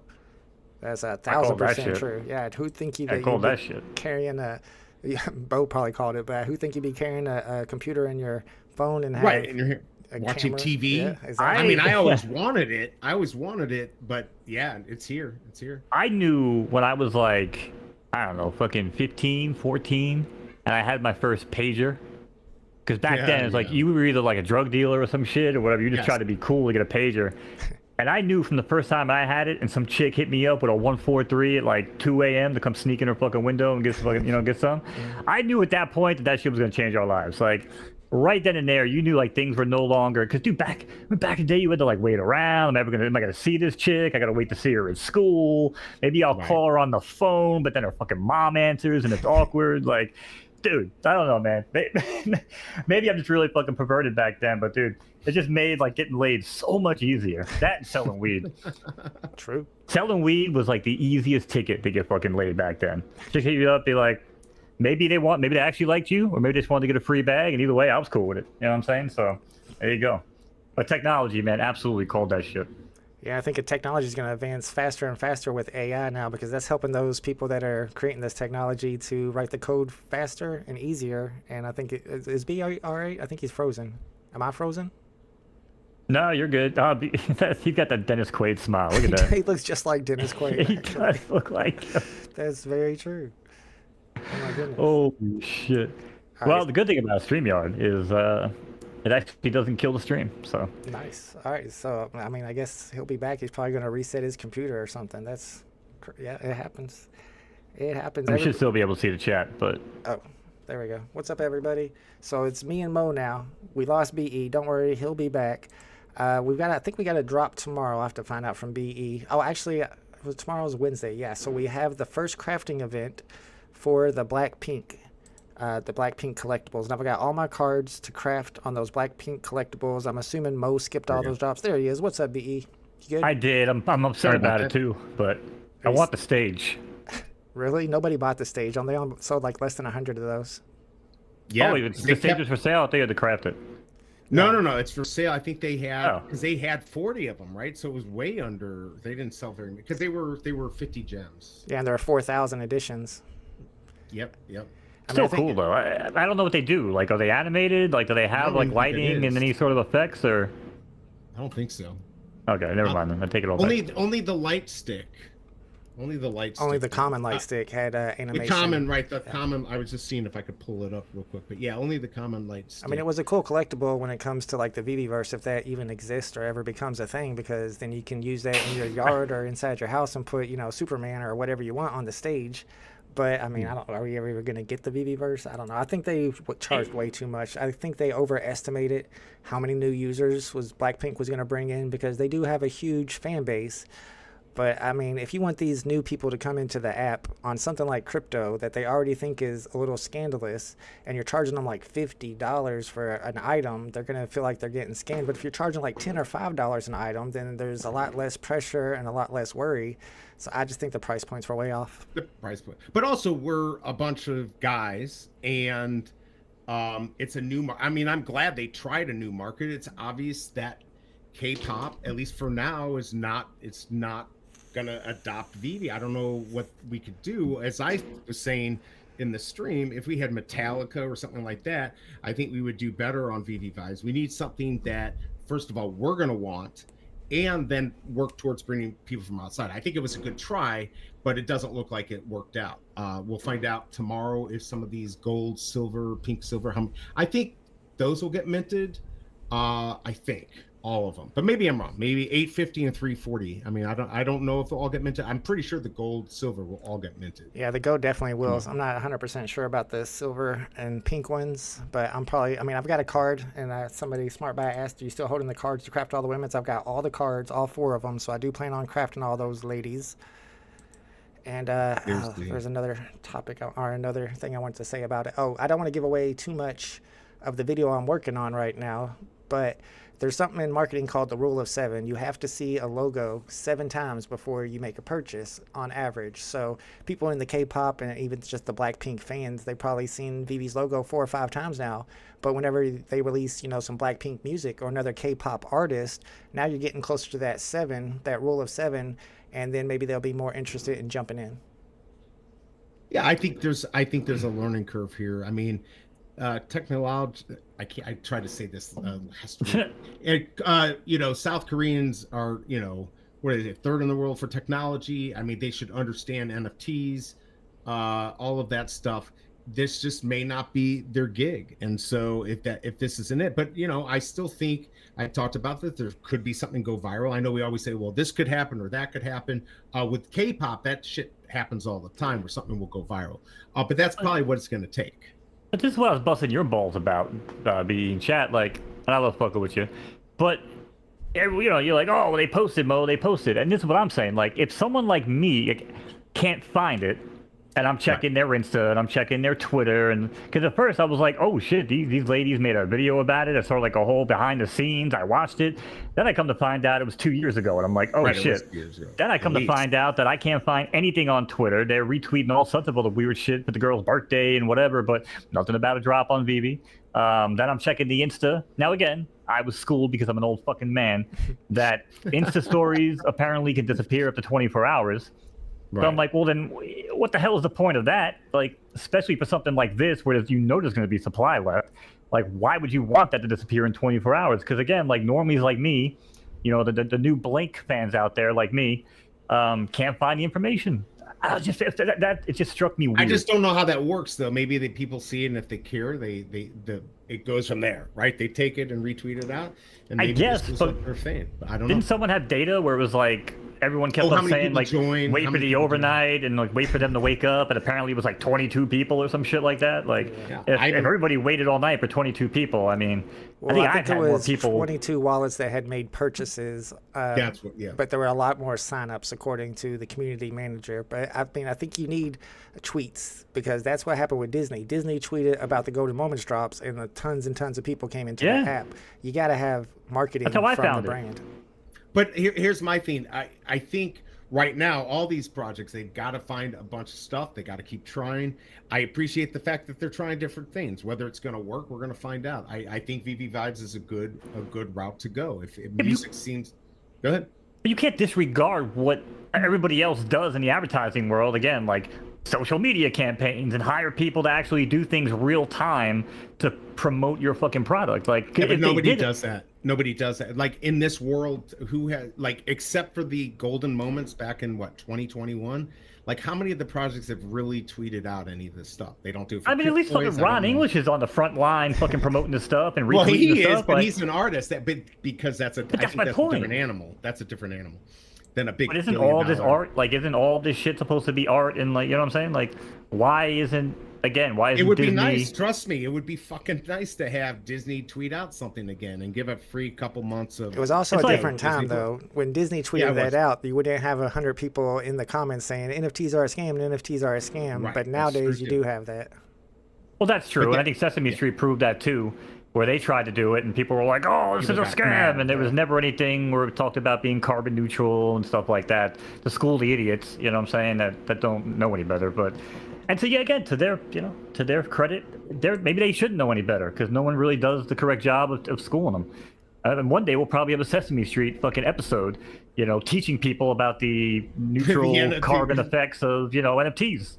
That'll be hilarious. But I don't know, man. Funny. Like, it's just fucking weird. Like the fact that, like, if you're gonna go bang a broad, and she's just laying there, you're not gonna have fun. Like, why would you even care? You're like, oh, she's not into it. That's how I feel it is with these other companies and these NFTs. Like, the other side that's making money doesn't even care.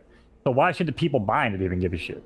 And that was my point about Blink. Like, if I saw all the girls out there with a tweet, even a retweet or a like or something that's stuck out there for more than 24 hours, like, oh, that's cool. That makes sense. And then if it didn't do well, you can't blame it on the fact they didn't try.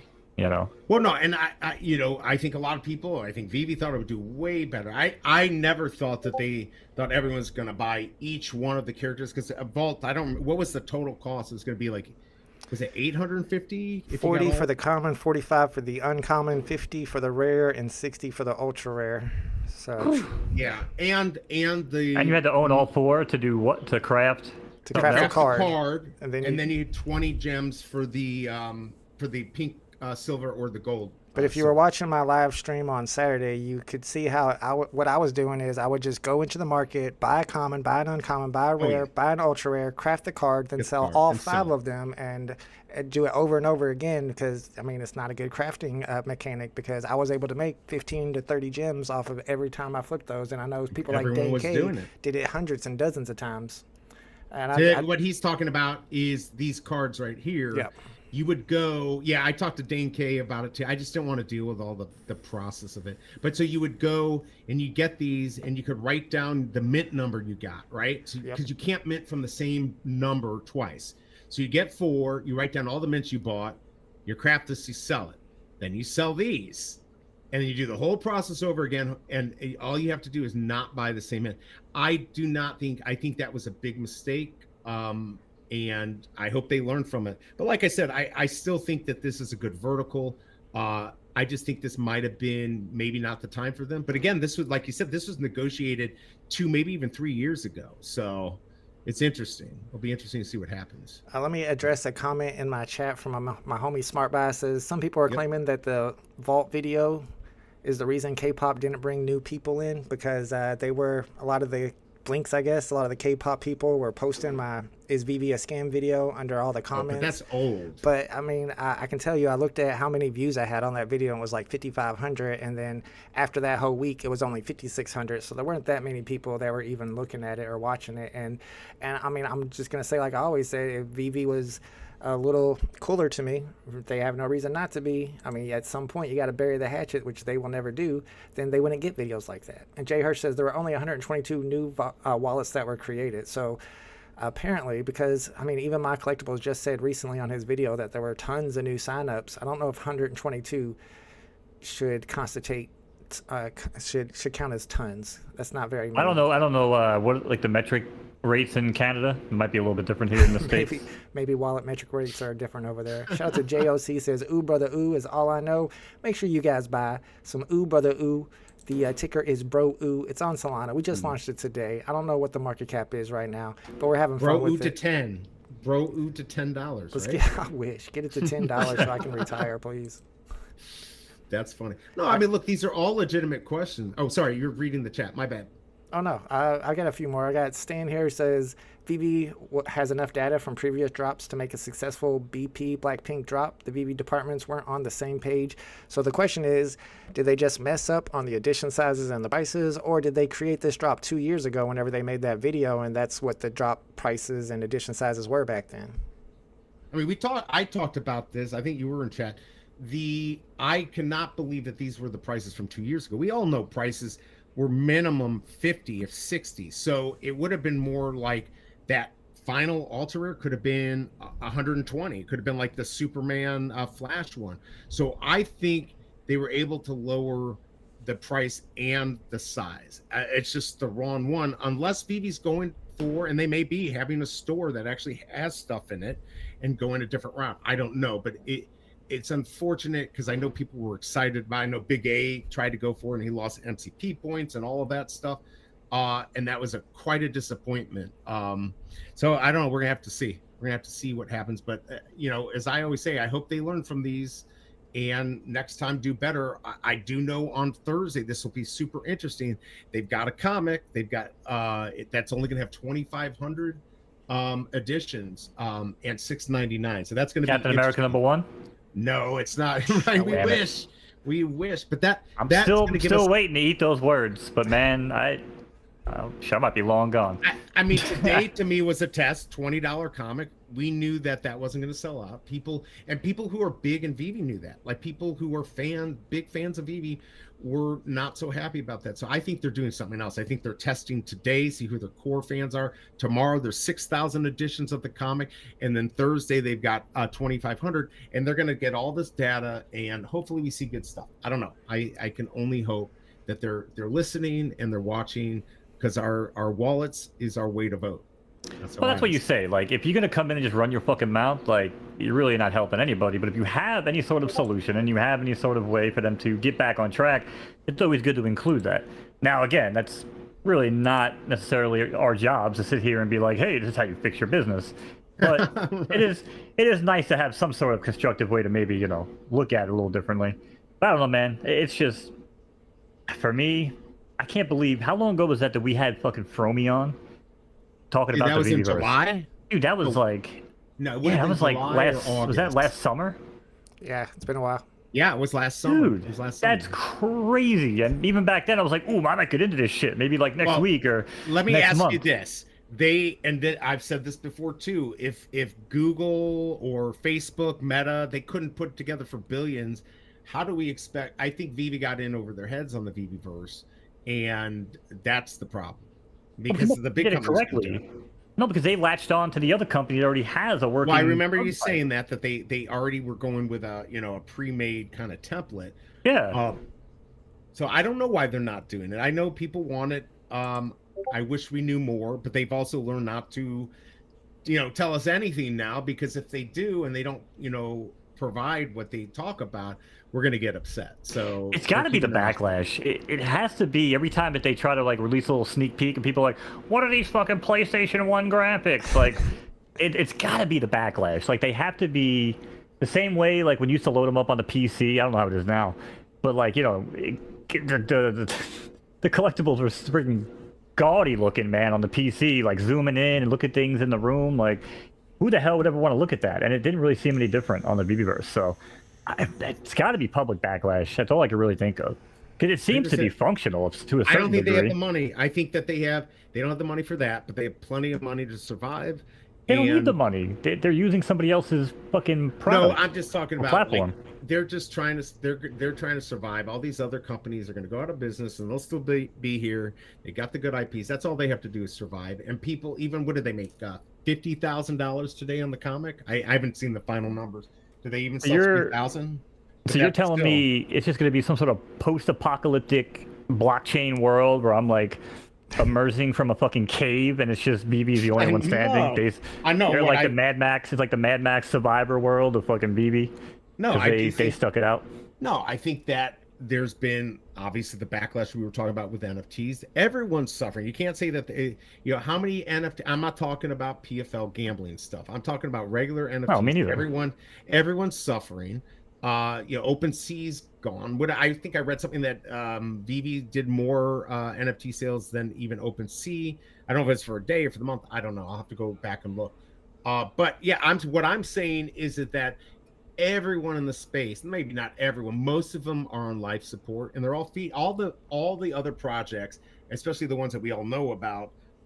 We're taking people from Vivi, right? And Vivi's still standing. They still got more people than any of these other projects. And I think they're going to end up, they've got the IPs. We just, we want to see the utility. We want to see more stuff, but they're not going to say anything until they're ready. And I think that's a smart move. And in the meantime, we just got to tell them when we see something we don't like Big A said on here, well, they haven't learned about the $20 comic.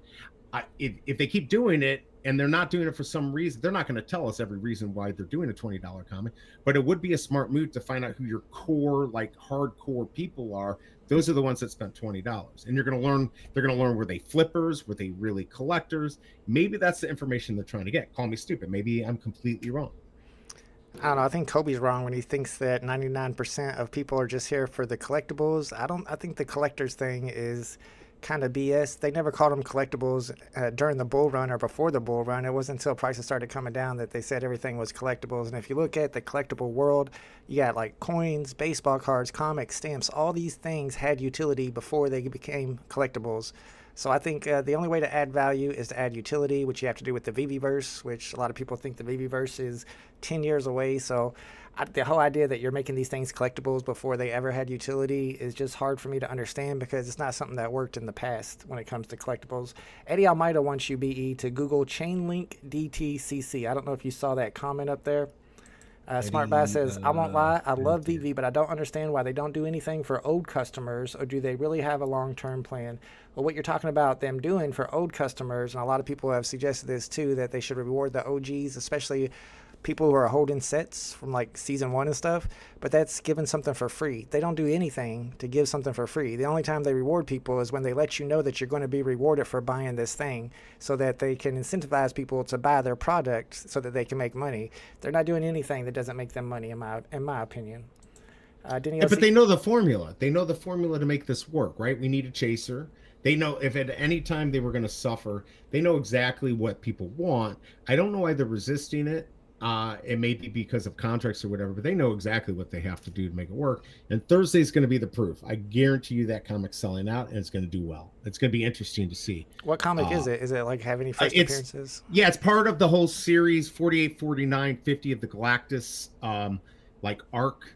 So it's the last comic in that. It's worth as much, I believe, in the real world as today's, and it's $6.99 with 2,500 issues. So that's going to be interesting to see. Everyone, I think, in chat was saying they're excited about it, where today they weren't. So I mean, it's very easy. They know what to do, and again, we vote with our wallets. But I still think they're going to be maybe not the last man standing, but they're still going to be here, I think, in the long run. Flo asked a good question here. He wants to know when the last AMA was. I mean, it's been years now. Everybody in the community has been saying more communication, more communication. They're saying, we listen to you, we hear you. But when is the last AMA? Why is there not more communication like everybody's been asking for? Well, I wouldn't do it because they never learned the, under promise, over deliver, right? So they're just going to get beat up at this point. I mean, they only let Moon Boys talk. I don't remember any AMAs recently because it's been so long, but it doesn't seem like they're only going to let Moon Boys talk anyway. They're selective about who gets to come up on stage and ask them questions. So I don't know that they're going to be beat up as much as everybody says. Well, for sure they're going to. I mean, that's just the smart business, right? They're not on their face, on the face that everyone sees, on their page, in their platform. They're not going to let anything out. But what I can tell you is they are listening outside of that, and I think that's important. But yes, I understand that people have been banned and all of this stuff. That MC just somebody was complaining about, well, why did I get kicked off? And I thought, if it's true, MC was saying that the guy just one after the other kept on fucking putting videos on every post that Vivi made. That's fucking bullshit. That's fudding. That doesn't do anything. That guy's pissed off and he's trying to create shit. What I tell people, and Mo was saying, I think it's smart, is you don't have to get mad about it. Just say your opinion and then maybe give a solution. But if you're just gonna sit there and FUD and over, well, no fucking company's gonna let you do that. They'd be dumb to fucking do that. I think I'm starting to adopt the Keanu Reeves mentality, where what the fuck he say? He says, if I meet someone, he's like, if I meet someone and they tell me that 1 + 1 = 5, I'm just like, all right, cool, dude. Good luck with that. And you know what? Like, it makes so much sense because I'm really like done trying to really just convince people, and like even if they're just on this weird ass fucking wavelength, if you're like, hey, dude, 1 + 1 = 5, cool, good for you in your world. Like, I hope it all works out, dude. But we just got to be real, man. We got to be realistic. But where are you getting the 1 + 1 = 5? I don't understand it. It's whoever you talk to.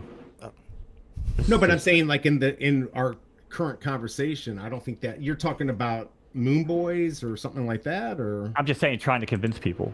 Like, if someone comes up to me and tries to convince me that, for sure, like, that nobody's the value convince. of this or that, like I said, I'm like, okay, cool. Well, if this comic is worth 1,000 to you at the current, circulation, then good. I'm not going to try to convince you otherwise, because at the end of the day, it doesn't really fucking matter to me. Right. You know what I mean? Outside of doing this show where we can banter and, whatever, like, sure.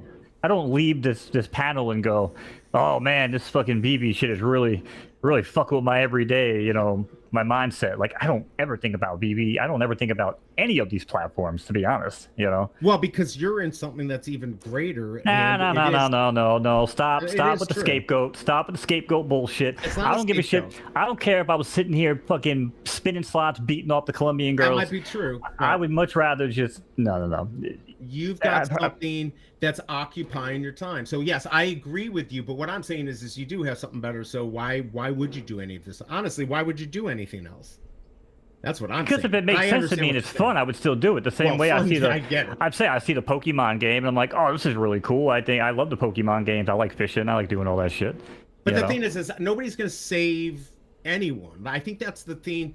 The fudders want to save the Moon Boys, and the Moon Boys want to convince the fudders that they're wrong, and that's just fucking stupid. It's not like nobody's convincing anyone, and that's what you said. Like, you're not going to convince people either way. So if you don't like it, move on. If you like it, then you stay there. I think that's the thing. I think that's where the problem is. Well, I think Don't like the show, change the channel. Exactly. There's a little bit of a slippery slope there. J-Bro is kind of bringing up what I was going to say about the fact that they're still banning for being criticized as well. You got to consider that everybody is either a Moon Boy or a fudder. And then if you ban and get rid of all the fudders, you got people that are Moon Boys that are just on the cusp of becoming fudders. And then you lose all these fudders, which a lot of them have big collections. They sell off, the price goes down, and those people on the cusp of being Moon Boys and fudders become the fudders. They take over that, and then they get banned, and then you got other people that are on the cusp, and you're just whittling your community down more and more. That's why you gotta focus on customer retention instead of customer acquisition. But I think they're listening. I mean, if you look at O'Meal, right? We were in that tweet. He was saying stuff, not everyone, even the people we think are Moon Boys, will actually say what they would prefer. And we'll find out. Look, I believe that they're listening, but Big A will say, well, no, they're not. They did the $20 comic. They're not listening. I think they're listening. I think we're going to find some interesting stuff. But we also have to find out what happens tomorrow and this week. With the final parts of the Blackpink, they made us sound like there's more stuff coming. So I'm interested in that. Although they may not. If this doesn't do well, I don't know what's going to happen. Like, are they going to continue this? I don't know. But I think what Eddie's saying, and we'll come back to that. Eddie, let me look a little bit in this. Maybe this is something we can go into next week. This DTCC chain link. Yeah, I'm not sure what that is. Yeah, I mean, I pulled it up, but like, I can't multitask. I can read a little bit of it, but I want to go more into it. But I appreciate you giving us that. Yeah, we'll need topics for next week anyway. So for sure, absolutely. That'll work out. I'm gonna write it down right now. Unless Web3 gaming pops off in the next 6 days, but right. But no, I wasn't trying. And for you, Mo, I'm not trying to say. I understand what you're saying. I'm not trying to say just because you have PFL.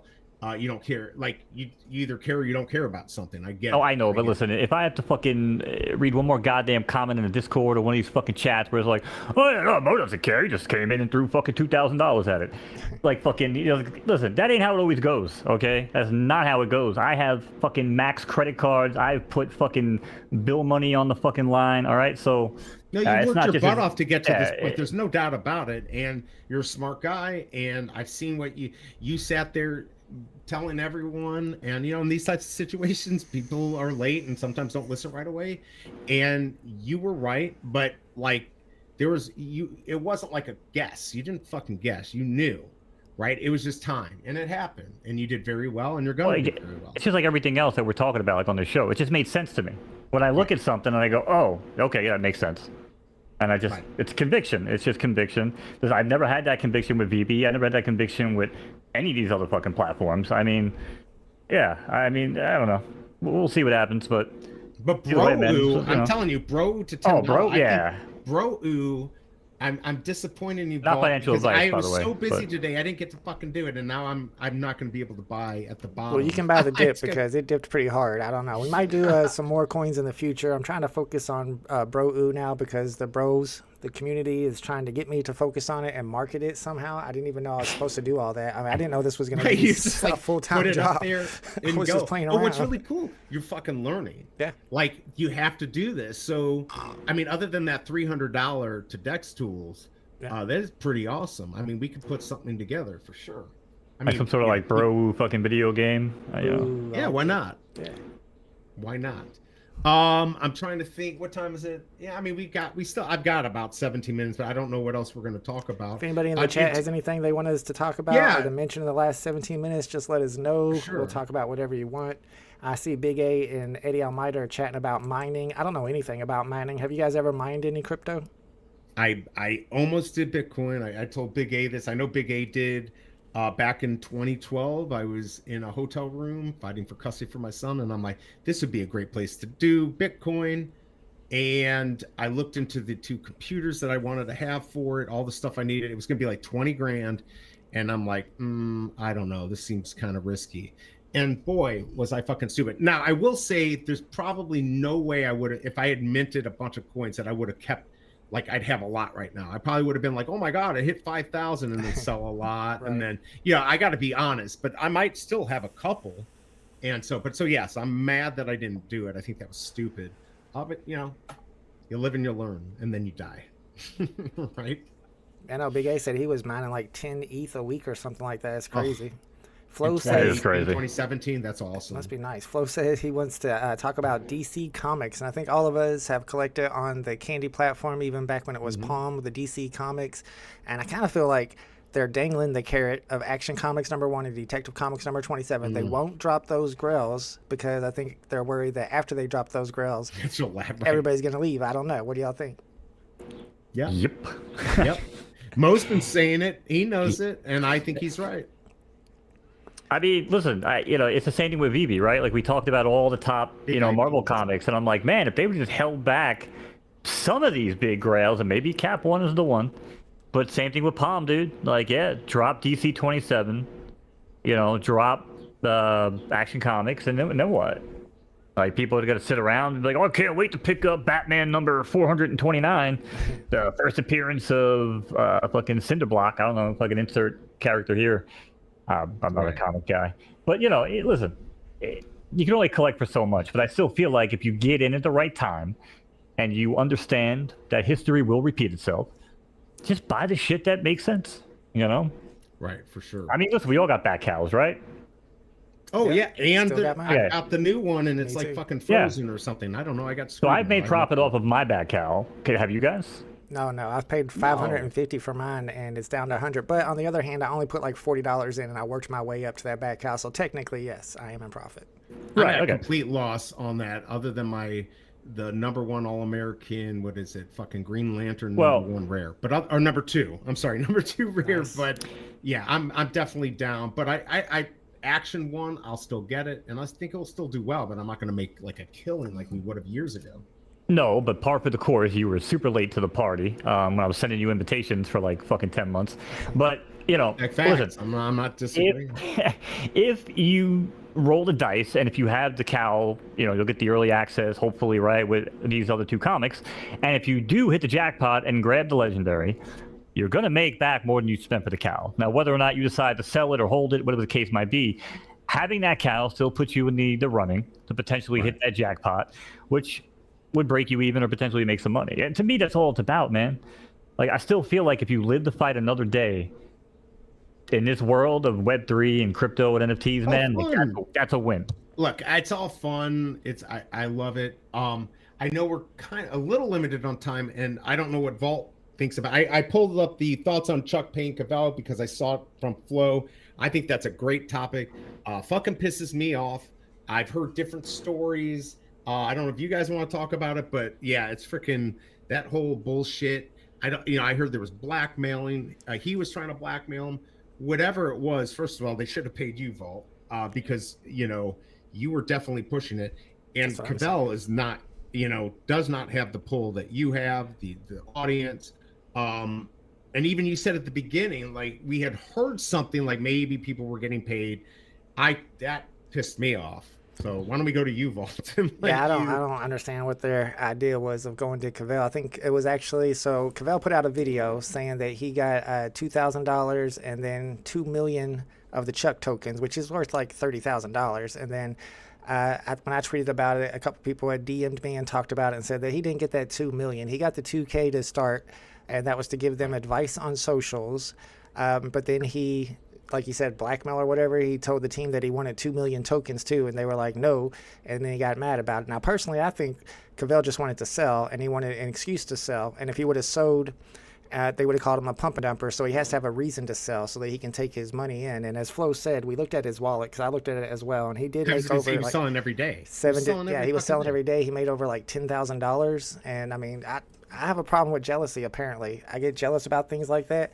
Why didn't I make any freaking money? I brought in dozens of buyers and stuff, and I have a bigger audience, but no, they didn't pay me a penny, but they paid Cavell Anderson, who, I mean, I don't know. I don't get it. I don't understand. No, that one pisses me off. You did deserve that. You should have gotten the payday on that. I always get screwed. I'm always no, but the thing is that you were already into it, right? Yeah. And you would have gone full board. Like you would have gone crazy. It would have been worth whatever they paid, and he fucked them. Yeah. So I mean, and you know, we interviewed him on Futters. Yep. If what he did, if he blackmailed them, and by the way, his bullshit of fucking saying that, oh, I was a consultant, but yet on my own I was pumping it. Good luck. I don't know how that's going to work if somebody comes after him, a lawyer comes after him, but he was not saying that he was, you know, he was getting paid. Nobody knew that. It would have been nice to have known. That's true. He should have said that. And as he was pumping it on his Twitter, he was selling every day. So, I mean, I think that's literally pumping and dumping, if I'm not mistaken. Oh, for Didn't sure. we see the same thing from someone on VV? Wasn't it Dan or Reese or one of those guys? Weren't they doing the same shit?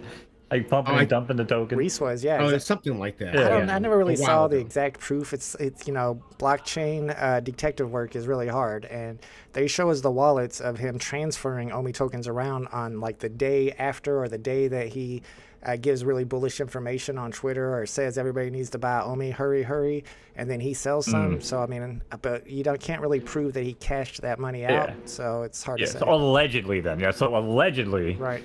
You know, potentially those wallet moves were a similar thing, but yeah, that's bullshit, man. If That's you're bullshit. Yeah. And this is why I used to go after, you know, fuck around with BE too. I'm like, bro, just anytime you post anything that's gonna make us money or promote it, just do hashtag ad. And then we even have companies that reach out to us like, oh, you know, it makes us look bad. It's like, well, listen, if I'm collecting fucking money from you for promoting your shit, the fucking FCC requires me to put in that it's fucking hashtag ad. Like, whether you like it or not, you know what I mean? This is the fucking law. You know what I'm saying? Because there were streamers that used to fucking scam people all day, every day. And again, like, that's why I made these jokes for you guys. I'll say it in the public. I don't give a fuck. I laughed my ass off when I came over to watch this fucking BB content in the beginning. So I'm like, oh, these guys are using the same lame-ass graphics that I saw back on Twitch 10 years ago. It's the same fucking nobody following the rules and the laws, because it was like the same thing with video games. Nobody knew any better. You know what I'm saying? But like now you see like people step up their game and people understand like there's laws behind all this shit. You know? And I told B, you can't go fucking sending hate campaigns on people either. You know? Right. Because that's illegal. You know? You fucking witch hunts and shit. So you have Vault, do you have that that the address, Cavell's wallet? Yeah, Autumn, just look in my Discord, the general Discord. It should be in there. I can go find it. And I know he will dissect. Yeah, just check the general and rip him a Discord, general chat in the Discord. J Money says, I would have bought Chuck if Vault was the face. Hey, it's called BROEW, bro. I'm the face of BROEW. I mean, I'm not. I'm the dev of BROEW. I don't look like the BROEW guy. But you can definitely get into that. Very low right now. I think the market cap's at 9K. We just launched it today.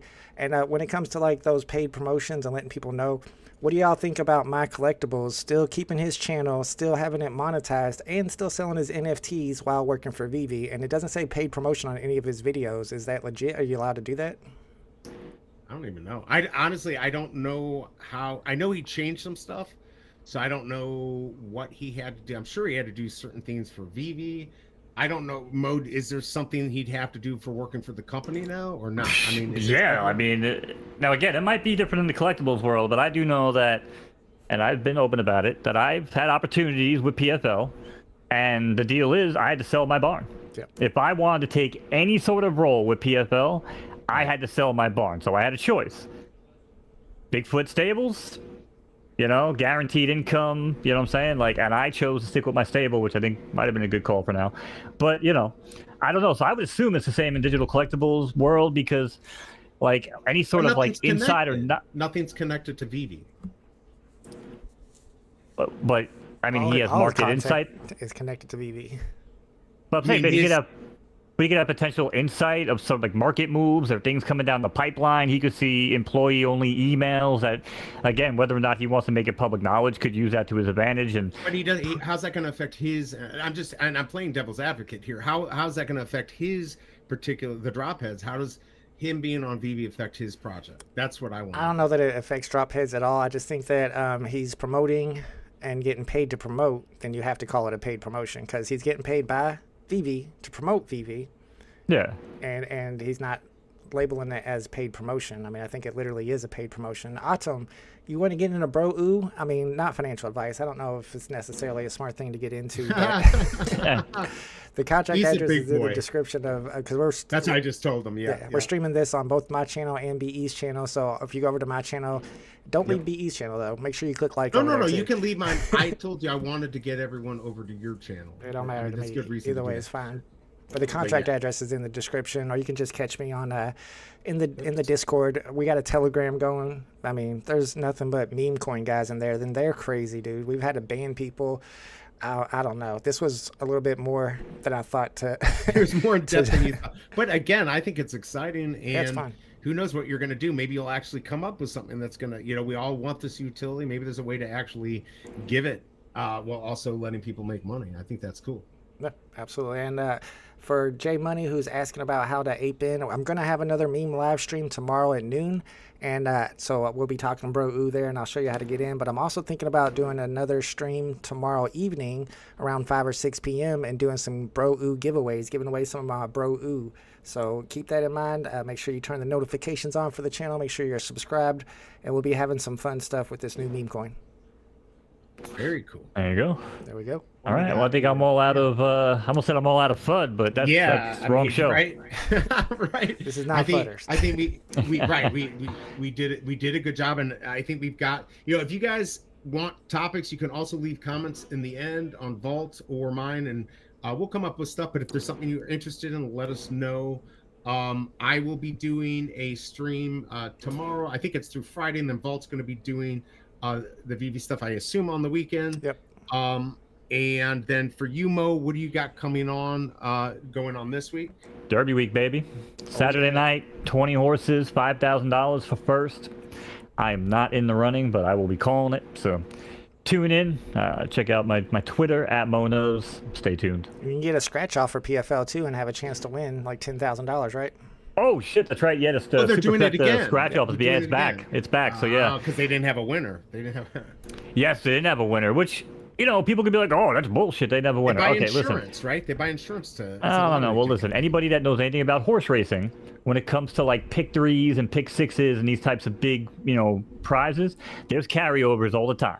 Yep. So, and if there's a carryover, the track, or in this case, the team, is putting it all right back into the next pool. So it's not like they're putting money in Ian's pocket and walking away. So I just want to, But anyway, check out my Twitter. Check out the PFL Twitter. For any info, you just need a PFL account and a base wallet. So there you go. Yeah, base. It's easy. It's You on- see it right on Coinbase when you go on there. It's right there. It was right. It was the first thing I saw. So good promotion. So check him out. A good show, gentlemen. That was fun. I appreciate it. Definitely Awesome. Good show. Now Any every day I get last to talk words, about Mo? Tesla. So that was cool. I know, right? Exactly. I mean, we'll have something interesting for next week for you all. Again, if you have anything that you want us to cover, please let us know. I think that's it, right? Yeah, final guess words. Ooh, brother, ooh. Ooh, brother, ooh. That's all I there got you for go. you. All right. Final well, I words, think- be kind, rewind. That's all you get. There you go. exactly. Everyone, is great seeing you. Until next time,